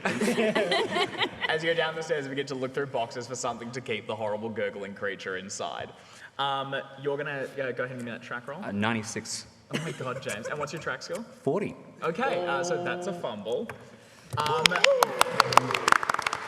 You find a latch on one of the panels, allows you to open it and step out onto the railing of the lighthouse to peer out into the storm and the thickets underneath. From up here, you have a much better sense of the island, and if you can just wait long enough for that next crash of lightning, you'll be able to confirm if anything's down there or getting closer. Love it. Awesome.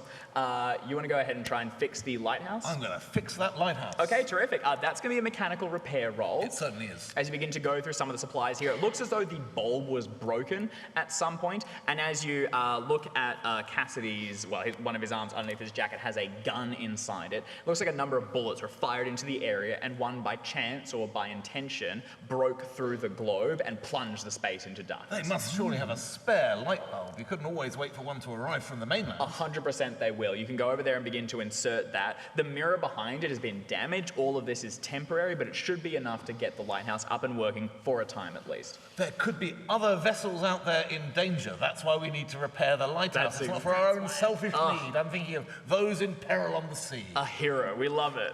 That's going to be a mechanical repair roll from you. And Do I get an extra dice for being really heroic while no, I'm doing I'm it? sorry you don't. Although if anyone else steps in and offers to assist, you might.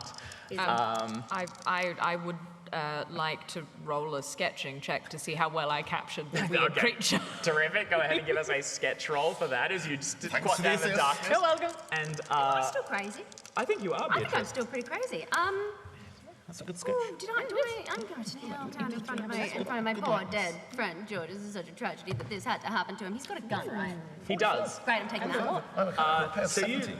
as everyone else begins to scurry around Oh no, it's such a shame. and work, Beatrice squats down in front of George, and one hand goes down and finds the gun in his hand. You peel away his fingers Kept your mouth and shut. take it, and you can also see that he has in his pajamas pocket something in the little breast pocket. Taking it. You slide a delicate finger inside and withdraw a small gold coin. Ooh. I didn't see that.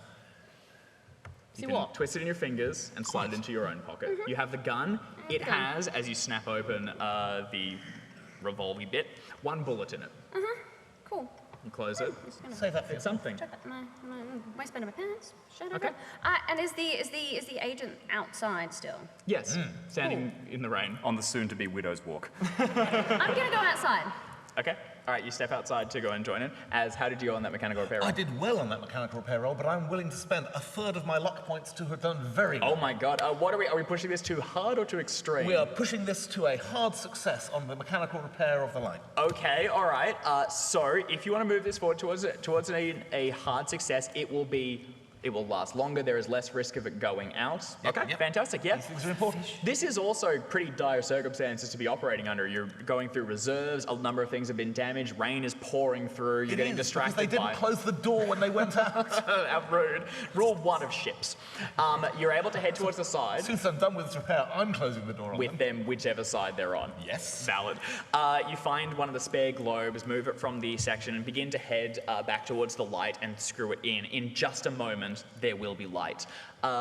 Lastly, Avery, how did you go on your sketching test? 50 under 55. Okay, that's a success. And I'm currently looking up the Latin for mango so we can name it correctly. Okay, good. All right. Anyone in the audience who knows the Latin for quince's mango? Well, I think the species is like Mangifera quinci. CE. Quincy. What kind of mangoes have you been eating? Gross. After a moment, and crouching down with the sketch, you stand high and hold it out. I do ask Avery, how have you drawn this creature? Does it have any sort of cuteness to it, or is it the flesh-eating monstrosity that you've seen today? Well, I was looking for something new and inspirational and visceral and interesting, and none of this like fluffy sort of Renaissance. Cutesiness. Yeah, so I think I'm going for realism. Okay.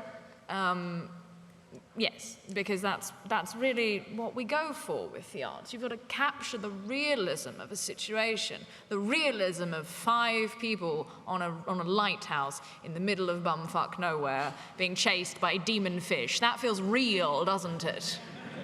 Really real. We're going to hold on to that thought as Are you going to give yourself a sanity check every time you look at your sketchbook? as the light goes on and a burst of light floods out into the area, immediately begins to arc along the ground, and from the highest level, you can see waves lapping at the sides of the island, the thickets waving in the wind. lashes of rain coming down. One of these smaller buildings, the roof has broken and begun to tumble inside, and movement as small things dart from place to place, from the rocks up onto the shore and moving closer. 1, 2, 3, 4, 5, 6, more than you can count, moving in and out of the darkness, almost impossible to track, and all of them heading towards the lighthouse. You're keenly aware that downstairs, the door has been closed, one of the windows has been securely battened, but there are still openings where these things can get inside, and there's a lot of them. I can hear Beatrice coming out behind me, right? I will say, listen, I know you must be shaken right now. I've lost people too. But we're going to get through this. There's more of them coming, but together, if we keep our heads, keep cool, we'll be able to get through this. All right? Let the others know. Let's start sealing off the place and get ready to fight for our lives. As the lights go on, as the lighthouse goes on, I put my hands down. Let's get inside, and I'll spin back completely unaware of my perilous close fall. All right, the two of you head back inside. I'm going to flick the coin out, unless there is something. You send away? No, this is probably illegal. George was into some bad stuff. No, thank you. Okay, so as the agent turns back inside, for a moment you're standing out here by yourself. You withdraw the coin, put a thumb underneath it, and go to flick it out into oblivion. It has a heft to it. It's cool even in the rain, and as it gets slick with the water, you find yourself gripping it more tightly. Just off your own knowledge, you know that this is what you are holding worth more than most of your property or other artifacts back home. That it's illegal. I don't know that. I'm just assuming that. We don't like to assume, do we? There's also a number of engravings along one side, the obelisk on the other. This may have historical significance. That important. said, George Cassidy died holding it. Are you willing to do the same?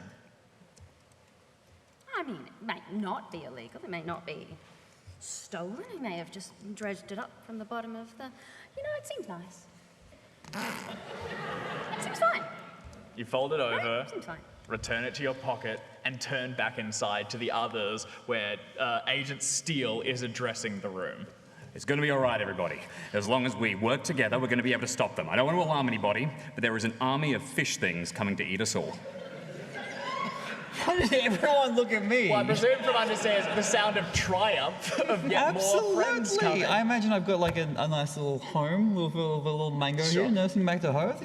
Well, obviously they're just trying to come back and pick up their friend. Well, then we let him have the friend, right? Absolutely. We return him to his natural habitat where he belongs, where he can swim free with all of his fishy friends. And are we talking to Quince here or the creature? One and the same.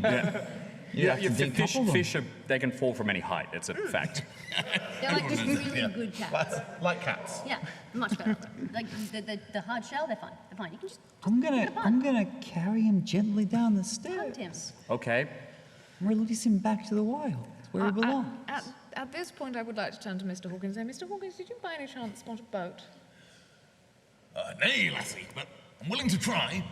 I shall look out now that we've got the lighthouse light brightly illuminating the monstrous scene of fish, which I haven't yet lost sanity looking at. Not yet, although we're getting to that role, absolutely. Good. We have now got a bright spotlight shining on the ground as much as it is on the open vista of air and storm, and storm-racked clouds and all the rest of it.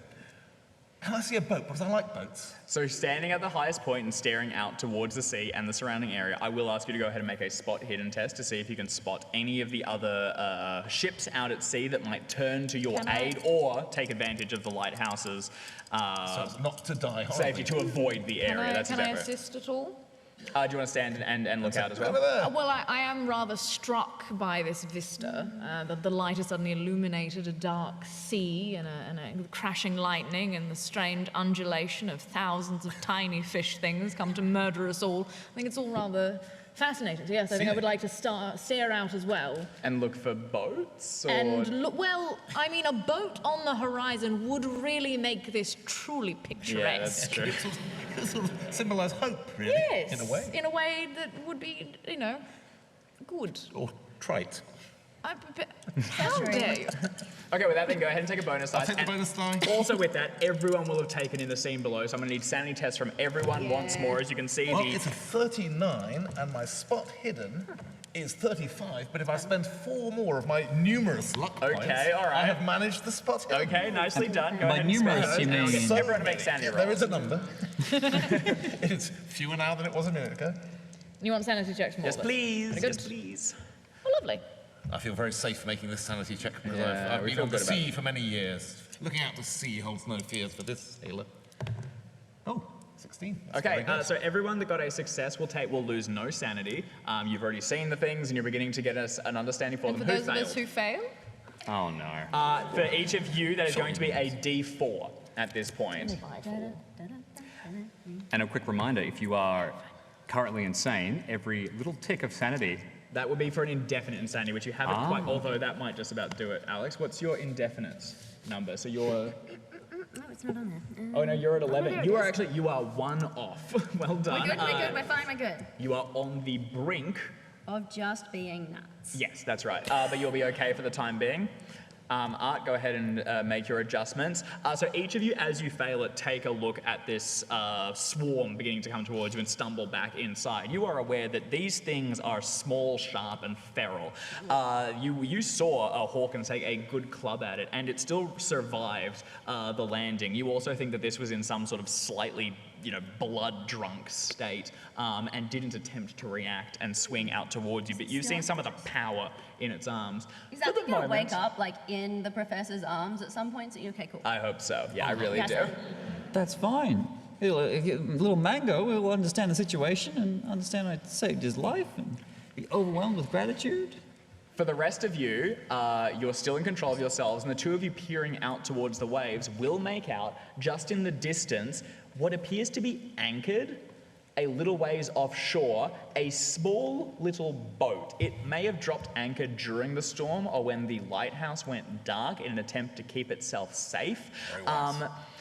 It will probably, once with the lighthouse returned, head off now. You could attempt to send a kind of message using Morse code and the lighthouse. That would be well within your repertoire. absolutely, yeah. What message do you want to send? SOS? Yeah, that's simple. I think SOS works. It's been overdone, hasn't it? SOS FFD. Can't beat a classic.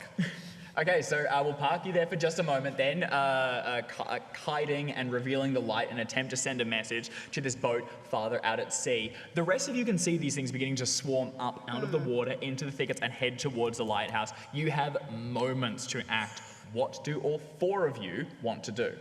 Still crazy? No, you're all right. Great. Okay. I would like to- You're Love 1 it. point off. Love but- to see it. Take Mango downstairs. Okay, so you're going to head down the stairs. That's at, right. For all we know, they could be like butterfly fish. At a They mate for life. And if they ever get lost, they swim up to the surface. They can get a better view. This is from Google 15 minutes ago. They get a better view so they can see their lost mate. And then when they see each other, they dance. They cradle, they carousel around another in a beautiful display of affection because that's how much they care about them. That's how much they were worried about them. And that's all they want. They just want to be reunited with their one true partner. I'm All of worrying these about one his true relationship with his partners. mother now. There's a chance. Okay, There's you a begin good to chance. make your way down the stairs, cradling Mango in the small improvised fishbowl. What are the 3 of you doing then? Are you racing past the professor and heading for the doors, or are you allowing him to take the lead and be the first to see whatever comes through those windows? I got a success in my sanity. Like, I'm fully in control of the situation here. Yeah. Let's be Not clear. the same thing. I'll follow down the professor. I'm not quite willing to let him go and get himself killed. Not quite willing to stop him, though. I've got this really cool, unique item called gun in my character sheet. So I'm going to do the federal agent thing, follow down, take up a firing position, and get ready. I have a scalpel.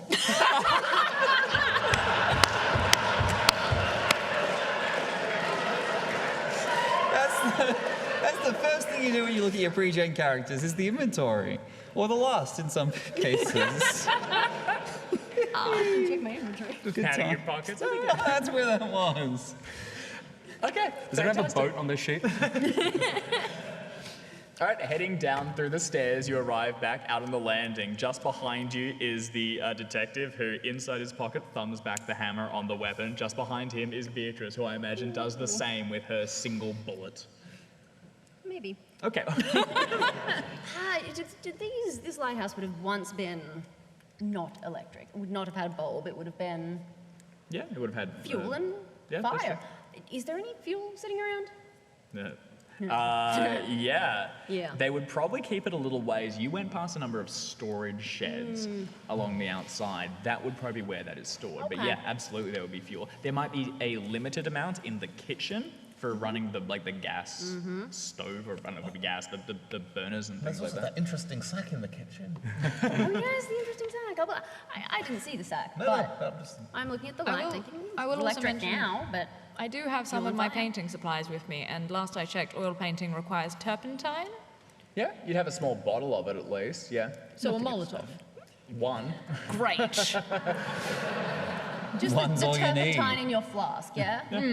As the only practical and sensible person around here, I note that we do have a supply of electricity, that fish may possibly be friable with electricity, and I'm wondering if there is any simple sort of 80s action movie way to get the hatch electrocuted. I mean, Oh, hell It's yeah. a shame that it wouldn't be possible to tell anyone who's gone through it and gone down cradling fish or armaments. These things happen, yeah. But You can finish I the think- Morse code and start working on that. I think that's a thing worth doing. Okay. And I... And I'll explain what I'm doing. Yes, and I will stay. Okay. Fascinating. You can head out onto the balcony and start to paint the scene if you'd like. You know what? I think I better just. Head out onto the balcony, get out your small easel, set it out just away from the rain. I'll see if it does the gentleman who, spent time up here have one of those little stools just sits out. And I Yeah. can just pop myself down and open up my he- He's shoes. sitting on it, painted. dead. I assume he painted everything downstairs, so, Lovely. right? So you might be flush with supplies might- here. I'll pass it to you if it keeps you out of trouble. Thank you. I might not go completely on. If I can if there's like a doorway, I'll be in the doorway to see out. I don't quite want to be right on the edge of a balcony, given that there's Why a not? storm happening. Yeah, we are keeping the door shut. Okay, all right, noted. So you get a small stool and begin to paint the scene from as safe a distance as you can justify. To some extent, I am trying to keep myself moderately sane, because I did take a little bit of a tickle there, and I'm a little bit shaken, and this is definitely something that, calms my nerves, and the idea of an electrified, fortified lighthouse certainly helps. Okay. As you set up your easel, and from behind, with the Morse code delivered, and you begin to see the ship begin to move, you've gotten the message one way or the other. Hawkins begins to disassemble sections, wrenching wiring out, and try and improvise some sort of electrified floor. With swift, confident strokes, you draw the small creatures as they arrive at the windows and begin to hurl themselves inside through the glass. One last thing, not to add fuel to fire, but in the final seconds, I will reach into my coat and pull out the one other item on my sheet, a box of spare bullets. Beatrice, I trust you implicitly. Have more ammo. This is the best thing that's ever happened to me. You pass the ammo back to Beatrice. She begins to rattle through it and slide bullets into the revolver. As towards the front, you hear the crash of something come through the window, and in your arms, something begins to stir. Jackson, please make a luck check for me. I'd love to. What was that luck that you rolled at the beginning? 45, down to 39. I spent it on something stupid, I think. Can't remember what. 52 is a failure. As something comes rocketing through the window, and as you're distracted for a moment, Mango wakes up, and as you look down at him, adoringly, his mouth, and he launches towards your neck. Now, that seems unlikely, but Shame about that. I feel like you've got a very different understanding of the situation of these creatures than I do. Professor Quince, would you like to dodge or riposte? Or make a zoology check. I will read him some poetry. Okay, go for it. I will dodge. Okay, go ahead and roll that dodge test, and we'll see if you want to add any luck to the result. Can we add our luck to make him fail? You can push him. You can shoot him. You can just use your gun.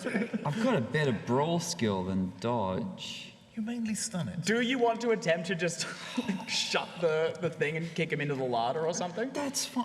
If I can like riposte by like throwing the tank away from me, Yeah, I sure, will hell. be okay with myself. Okay, you can throw the tank into the larder and then attempt to jam the door closed behind it and secure Mango behind a shuttered door.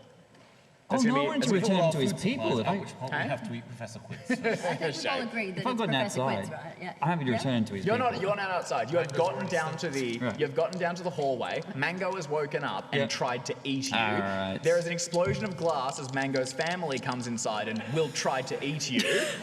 Why don't we return Mango to his family? Oh no, I understand. Yeah, Alright, I got you. I'm going to roll to throw the box and we'll see where it goes. Okay, go for it. Go ahead and make a fighting brawl test. I think you're gonna go with. Regular success. Okay. Would you like to luck that at all to bump that up? I have studied Mango, 15 minutes. immensely in the Yeah. 15 minutes I've known him. I feel like I understand him, and I feel like I've got a good idea about his fighting brawl skill. Do I? Genuinely, they're scrappy. They're not Scrappy. assassins. Right. Like one on its own is probably not a big deal. So I will not spend any luck at all, and I'll be happy with my regular It does, success. unfortunately. Wrong word. So go with just the regular I'll stick success. with my regular success. All right, Mango wakes up, lurches towards you, and with, I guess, like a sad sigh, you toss him away and down the road successfully. The bowl careens over, Mango goes skidding out the other side of it, failing his attack, will begin to get his legs out and under him, and does Legs? return to look at you with murderous intent. That's how they got up the stairs. Yeah, they've got like quite strong back legs, little forearms. That's goofy. It's not, it's scary. No, it's strong and it's powerful and it's romantic. It's a tiny fishy velociraptor. It's gonna kill us all. Quince's murder fish. Mango is in the hallway. All of the doors on the inside are shut, but the windows are open. Things are beginning to crash through them. You saw ballpark at least 6. More may be coming. What do you want to do? I would like to aim at Mango's stepdad and start firing. So you're going to wait for one of the doors to open and let them get When inside? Or one of the shape bursts through the window, as soon as I get a good glimpse of I'm going them. to reiterate, sorry, to make it clear. There is a hallway that you are inside and then a door leading out into the island. Behind you are the steps up the ladder. All of the doors on the inside are currently shut. They weren't broken. So for the moment, the creatures can't get in with the exception of Mango, who's in the hallway. In which case, look, I will wait. I'll give Mango time to Why? run Mango's towards rushing me. towards... Okay, I'm shooting him Can I then. be clear? Just because Who do you he likes consider the to be fish. Mango's stepdad? It's a thought. No, I start shooting. I thought they were a little closer. I'm firing at them, and that will be my continued objective. Okay. Blam. So go ahead and make a firearms handgun test. All right. 94. Mango hits the ground, skids along the side, and begins to tear towards you. There's a crack of gunfire, and it lances past him and into the doorway. Perhaps you couldn't quite bring yourself to shoot the adopted son of the party. Or maybe you just missed. It's Not kind bad. of unclear. He's beginning to believe. Beatrice, what would you like to do? Kitchen? Sure. You head towards the kitchen and open the door.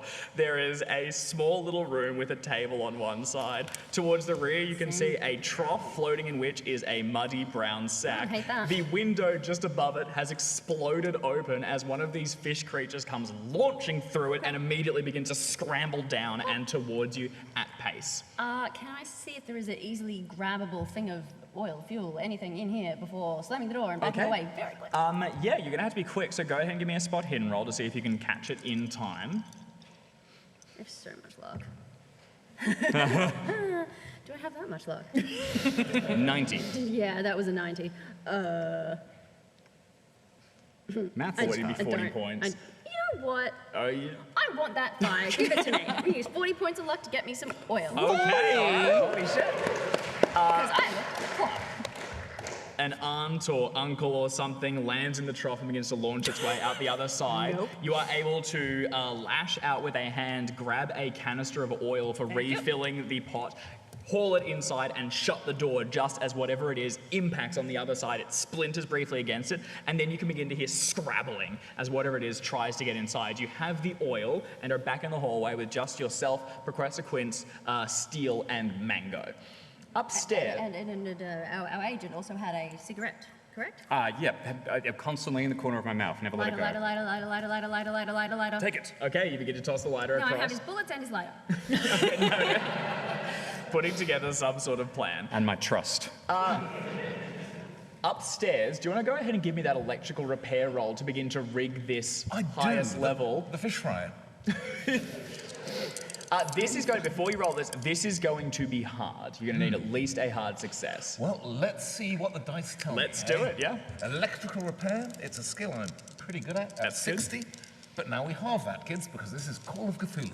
We're looking for 30 or lower. And I roll a 00.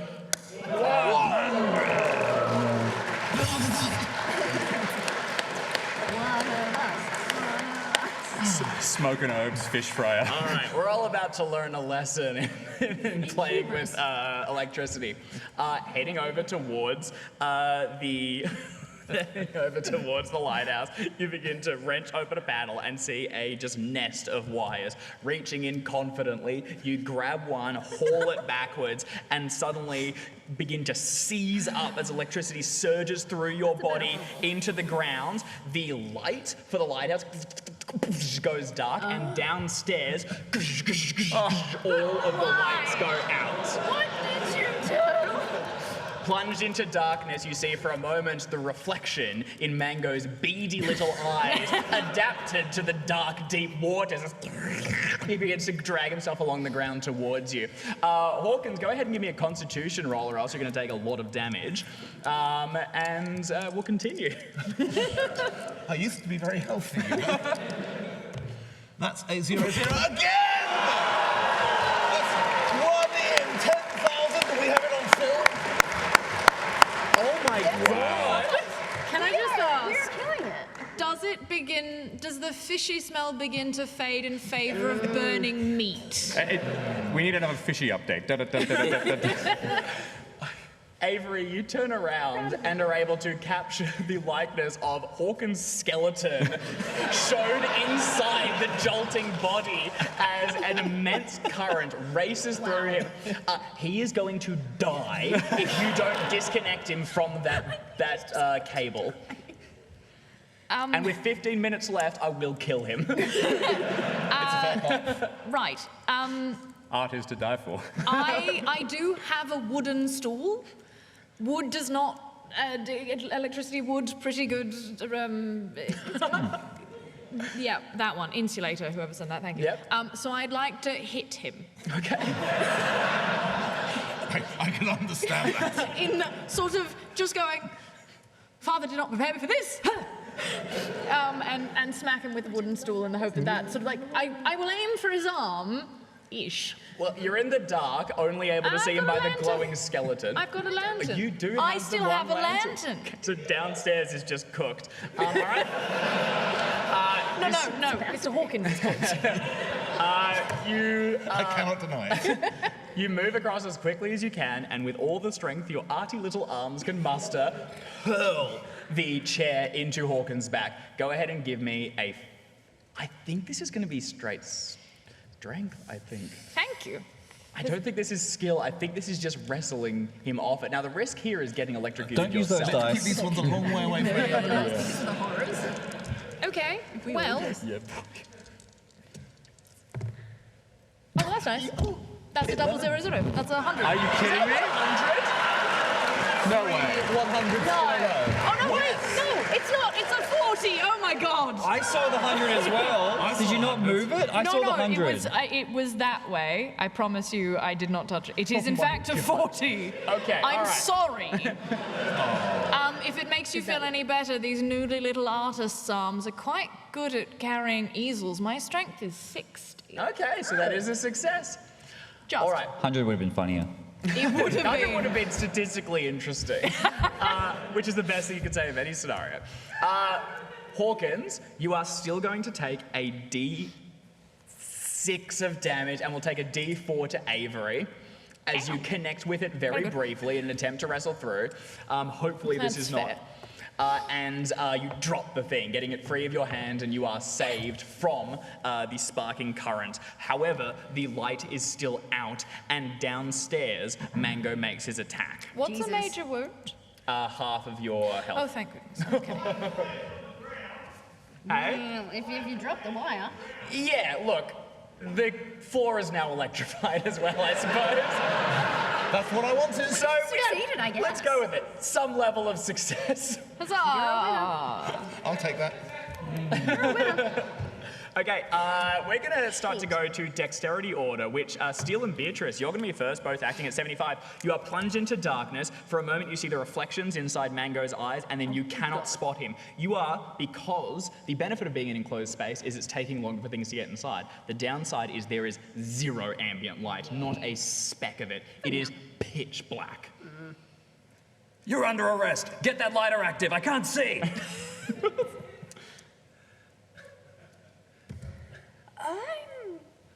Getting the lighter active? There's no other way out of here, is there? You could make a break from one of the doors. You could head back up the stairs. Oh, I'm not going back up the stairs. Or you could go out one of the other doorways and hope that you can get out a window that there is no family members coming through. Well, I know one window that's kind of already compromised, I guess, so I'm going to take the fuel. I'm going to toss the fuel, hopefully over the... You know, actually, no, I don't care. I'm going to take the fuel, I'm going to toss the fuel. I'm going to strike the lighter, I'm going to toss the lighter, I'm going to get out one of the doors. Okay. You take the oil canister, unfurl the lid, and send it arcing through the air. It splatters against the side, ricocheting, and you hear the tin bounding down the hallway. As you spark the lighter, for a moment, you can see Mango getting up to his feet and charging How forward. close was I? I would love to brain Mango with the tin in the dark. I mean, it's a narrow hallway, my odds are not bad. Well, we are now going to go. You are going to give me a throw test, and you are going to have a penalty dice in pitch darkness. Yeah. Where am I for throw? Yep. Okay. There's a chance. There's- At the very It's least, not- it's covered in oil. Alex. Seriously? Did I get? I got Yeah, that. I think you got it. Well done. That is a I 14 threw- rolled on both dice. Yes, it is. It is 2 14s, even on my penalty dice, for 14 under 20. Holy shit, well done. Nice. Balancing out the upstairs disaster. You send the lighter, the old sort of Zippo thing, snap it open, flick the flint, and then send it arcing through the air. For a moment, you can all see the Right between the eyes. trailing line, and then it lands in the oil puddle, and there's as it surges alight. The hallway is now on fire, blocking the only exit that you know in and out that is not one of the windows. Mango is immediately ensconced in the flame, although being a sort of gross, wet creature, for a moment at least, is beginning to sizzle rather than immediately die, as it also screeches in terror and begins to just bound around the interior, trying to free itself from the flame. It's not great on an oil fire anyway. Oh no, it's very, very bad. Very, very bad. You can take this opportunity to take a shot, head backwards, head to the side, up to you. It's your turn. Like shooting fish in a barrel. I take a shot. Go ahead. Make a firearms test. This is going to be a straight roll. Straight roll. You coming have up. some light at least. Okay, that is a 14, which is a hard success. Well, actually, no. Can I give you 3 points for an extreme? You absolutely can. All right, 3 luck points to get an extreme success. Okay, which means you're going to deal maximum damage and bypass the armor. What's that number look like? 10. Bye, Mango. Final words for Mango? What do you say? Do you want me to speak for Mango? Oh, you can speak to Mango. You can see You've got a Mango's about to eulogy. die. Oh, look. It's a Viking funeral. He had a hard life. Single tear. It was him and his 2 brothers against the world. And they took it. They seized the day. They carpe diem their way to the top floor of a lighthouse. Carpe diem's funny because it's a fish. Thank you. For anyone who didn't pick up on that. And you know what? I think he's going to be swimming in the great neck in the sky before long with all of the juices, the Okay. entrails he can liquefy. Are we going to wave goodbye? Thank you. At this point, the gunshot goes off, Mango collapses into the fire, and soon the smell of cooking fish will fill the area. Good night, sweet prince. You can see the flames licking at the door on the other side, and getting through there isn't going to be easy, but it's up to you what you want to do. It's the 3 of the 2 of you have acted. Professor Quince, you have a moment if you'd like to act. Or is monologuing the... Is that the action? I'm too heartbroken. I'm too distraught. Sadness. No, I would like to live. Dave. Sure, where do you want to that go? crying is a free action. Yeah. Do you want to go through one of the doorways into one of the side rooms that possibly have family members in it? Do you want to race through the flames towards the door on the other side that would had to be wedged back shut and things jammed underneath it to keep the water coming in? Or do you want to go back up the lighthouse towards the electrocuted floor you don't know about?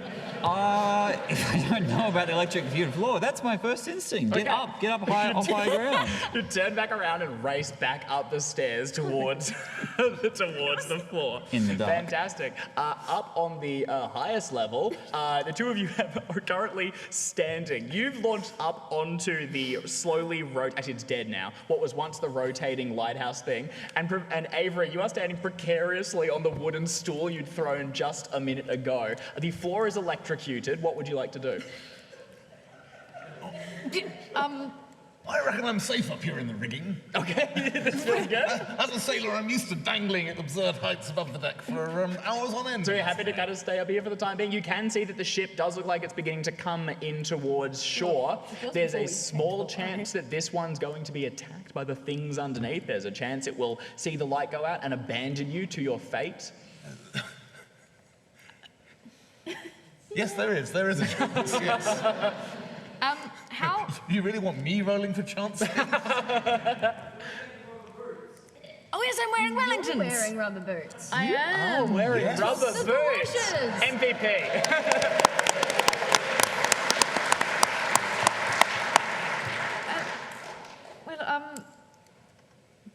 I mean, it's a terrible idea, but could I climb down the lighthouse? The outside. I suppose so. I'm wearing something that's pretty grippy on the wet. So I think that... You've got different problems. I think No, if I can run across, the... You can run across and try and dislodge the wire. Oh, yeah, I'll do that. We're going to have an electrical repair roll. Oh, shit. Yeah. It's not too hard. You'll get a bonus dice because I'll shout Hawkins incoherent instructions. Can I... Is there any... That's my sound of I don't think I have electrical The other one repair. is you- Oh, it's 10%. Okay, that's fine. The other one is you could rush, try and find some ropes and things, and you guys go over the side and down towards... Well, given that I have the wellies, so I'm able to like move across the floor, I think yes, the Mr. Hawkins' idea of the rigging is very good. Let's see if we can rig something together and get us down the side of this thing towards that boat. I would like very much for my new artistic works to be seen by someone other than a mad professor and a strange man who likes the sea slightly too much. All right. So... Which one was I? I'm mildly offended. So... No, I'm sorry, you're not a professor, are you? No. Oh, my bad. Then just a strange man and someone who likes the sea slightly too much. The plan being to find some ropes and hurl them across the side, standing precariously up above the floor line. Hawkins is able to bellow out the secrets to tying sailors' knots, and you begin to lash it on the other side. Not like that, laddie. You want a half bowling. A half, but okay. 2 half hitches. Oh, I thought that Avery. was something you did to a horse. Avery swings themselves around onto the other side and begins to lower themselves down. Hawkins, you will need to make a jump from here out the window to land on the exterior, and then throw yourself to the rope on the other side. These dice. No, this is them. If it helps, I've left the stool, so you might be able to, I'll take up... precipitously balance on the stool No, in mid-flame. Like leap, jump, bounce, the monk thing. It's just... It's just the floor is lava. Yeah. Sounds safe to me. Go for it. This is a jump. Yes, this is a jump. 89. Okay. Luckily, I'm very good at jumping, and that's only more than twice my speed. Okay. You throw yourself to the other side, your foot slips on it for a moment, and then you land across on the railing to drag yourself towards. You are going to take a D4 of damage, so see where that gets you. I've had worse. 4, of course. Oh shit, okay. Are you still up? Just taken a major wound. Okay, You'll be pleased to hear. not in one hit, Not in though, one I don't hit, believe. no. So I'm you are very getting... much up. You get towards the thing and begin to follow Avery down the outside towards the bottom. The two of you on the lowest level, what are you doing? Fire fills the area and smoke is beginning to clog the sky. I think when little Wade Steele was 14, he did a career as aptitude test, and they told him he'd die fighting arthropods in a burning lighthouse. I'll hold them off. You run. I'm already gone. She heard me. By the I time choose he to turns around, believe. I picked a door and I'm out. Which way are you going? I'm back, but out Up one of the the doors. lighthouse? Oh, God, no. Okay, out one of the side doors of rooms that have not been explored. Are you going back Correct. to the kitchen, or do you I'm want to going try back to the kitchen. I'm picking another door. Okay. Well, I've already eliminated one. My odds are not great. Well, not terrible. odds is a good example. No, You if you don't like throw open the door into what is a small bunk room, two Please don't. beds pushed towards the side, and please give me a luck roll as you look to the window and hope that it is empty. I have 5 luck. That's a 48. Filling the small space, pushing its way through the cloth, you can see another of Mango's siblings just now dropping itself down into the ground. Close the door, pick another door. Okay, you slam the door shut.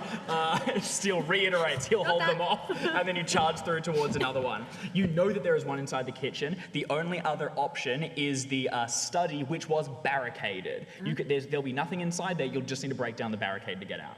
Done. Very Okay. solidly built. You charge forward towards it, hurdle open the door, and begin to wrench at the barricading, breaking it down. I think strength for this, just to tear it down and see how long it takes. As with one of the doors now open, creatures begin to fill the air. Nicely done. Extreme. Creatures begin to fill the area, dropping down inside it. You also notice, Steel, as you hold the gun out, trying to point it in each direction, the one that had dropped into the kitchen is doing its Jurassic Park impression, and the handle is just now beginning to rotate ever so slightly in the slot as it figures out its way inside the house. I made a commitment, and as much as I want to now immediately run and say, let's go together and shut the door, I think I'm dedicated. I turn and I start firing at the closest one. Okay, hell yeah. We're going to give you, actually, we're going to leave you there for a moment, and we'll snap back to you to see how well you do. As you wrench open the door, the barricade, and throw yourself out and into the darkness, scrambling away from these creatures that are throwing themselves through windows and trying to get inside. On the exterior, 2 of you begin to rappel down the outside. You can take it slowly, but you can see that already Beatrice is on the ground and racing for where the boat is. Or you can try and hurry up and arrive there before Beatrice, or arrive there as Beatrice arrives. I'm going to take a moment to just look up the lighthouse, but... Keep pulling it. I think we want to go quickly, but if we do that, I will fall and we will die. So let's go quickly. Okay. I would like to. I will say for the if you allow it, I will have like tied the lantern to something like. So Noted. So we've still got it, so we can see, and also hopefully so the boat can see that there is a light moving, because Okay. it can't see Beatrice, it can see us. All right. So yes, we're going to go quickly. And both of you begin to lower yourself down as quickly as possible. I'll ask you to each make a climb roll for me as you begin to slide your way down the rope towards the ground. I'll see how this handles. That's an 82. Oh my god. Nicely Twice my done. friends go. All right, that's a 48. I will give you 18 points of luck. Okay, you are also the one that would get dropped on as Hawkins makes his rapid descent. So hurrying up as you see a large piece of man beginning to slide down the rope after you, Avery drops to the ground, throws himself clear, and races after Beatrice as slam. Hawkins drops to the ground and will deal another D4 of damage to you. It's a fair comp. As he drops to the ground, but if you are still standing, oh my goodness. I'm still standing. Oh my god. How much health do you have left? That's all you need. That's all you need. Standing on splintered shins, you pull yourself out of the mud and begin to race after the other ones, heading towards the boat. From inside, you hear the repeated fire of a gun as Steel holds off the onslaught as monsters fly through the windows. And then up the lighthouse, moving cautiously through the dark, feeling his way along it, Professor Quince finds the doorway closed, where previously it was open. I will knock politely. As soon as you touch the electrocuted floor, go ahead and give me a constitution roll as electricity floods your body. This would be a stupid way to die. 50, success. Okay, you're able to wrestle your hand away from it quickly enough. You'll only take a D4 of damage as you pull it away, acting instinctively. You cannot get through there easily unless you are willing to throw the door open and sprint across the floor. 3 points of damage. Whatever you just said, I'll do it. Okay, all right. Wait. Yeah, you want to go up? I want to go up. That's where my friends are. Okay. You pull your arm back and this time cover it in the jacket and shove against it as hard as you can. The door slams open and wind pours in through the interior. Now you have shoes on yourself, so hopefully if you can get up there and race towards the other side, you might be able to survive the electricity. I'm going to get you to make probably a dexterity roll to race across the slippery floor, make sure you can keep yourself free of it, and failure here will lead to another bout of electrocution. Excellent. I'm going to do that, but I got to stop to pick up the dead fish. Okay. So he... Make a dexterity roll with a penalty dice. That's fine. That's my new species. Yeah, you want that. I got They're also beginning to cook on the pan. It's not a 35, which would have been a success, but an 85 because I stopped to pick up the fish. Okay. And what's your luck look like? Well, I'll need 40 points of luck, and I have 39 left. All right. We're quickly going to get two final moments. Steal what is yours as monsters hurtle through the flames and charge towards you. Die, you son of a fish! Shot after shot, you take down as many as you can, but ultimately you will be overwhelmed and drop to the ground, swarmed on by these dark creatures as they tear you apart and look for their missing treasure.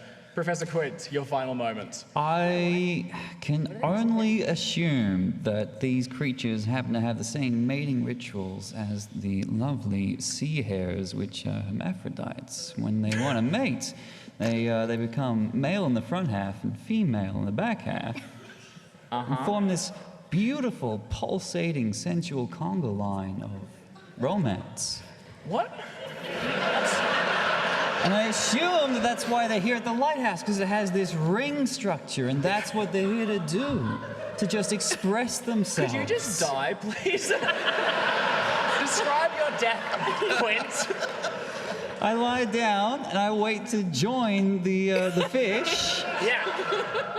In their lovely rituals. The floor electrocutes the shit out of you. And wipes your horny fish mind from the face of the earth.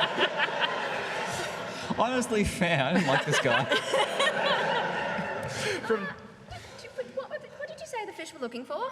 That would be the gold coins. Right. Yeah. Yeah, cool. You don't know that just No, yet, I though. don't. I'm So, about to find out, though. racing through the woods, the three of you, battered, bruised, and soaking wet, arrive on the pier. The boat swings in towards you, and you're able to throw yourselves aboard. One after the other, you collide into the deck and yelling, "Go, go, take us from this place," as you begin to see some of these creatures turn and look towards you and scutter along the ground and chase after you. The boat swings about and begins to set back out to sea. The lighthouse has gone dark once more, but ultimately the storm begins to break and some light will filter down to guide this boat's way. It sets out towards sea, bobbing along the rising waves, and as each of you breathe a sigh of relief, look at one another, and you feel the coin inside your pocket, none of you notice the strange look in the captain's face. He has peculiar features underneath the jawline, long gashes that could almost be mistaken for gills, deep-set eyes, and a mustache of thin, tendrily whiskers hidden behind the deep hood. This man is not taking you to Rockport, but to Innsmouth. This man did not anchor in the storm, but was there from the beginning after he released his small creatures to go and find the gold and bring it back to him. The three of you are not out of the frying pan in so much as you are into the fire. And that is where we are going to leave this session. Nicely done.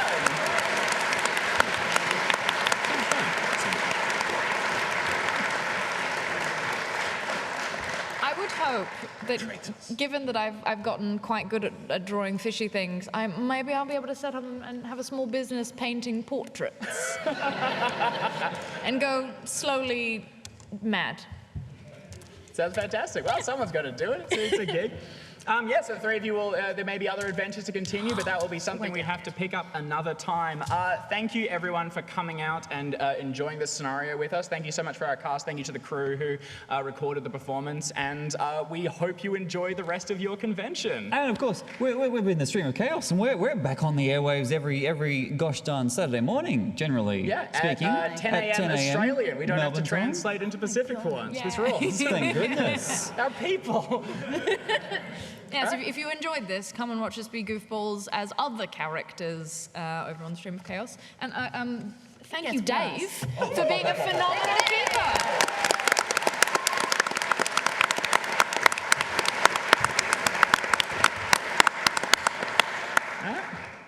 Thank you. You may all leave. I don't-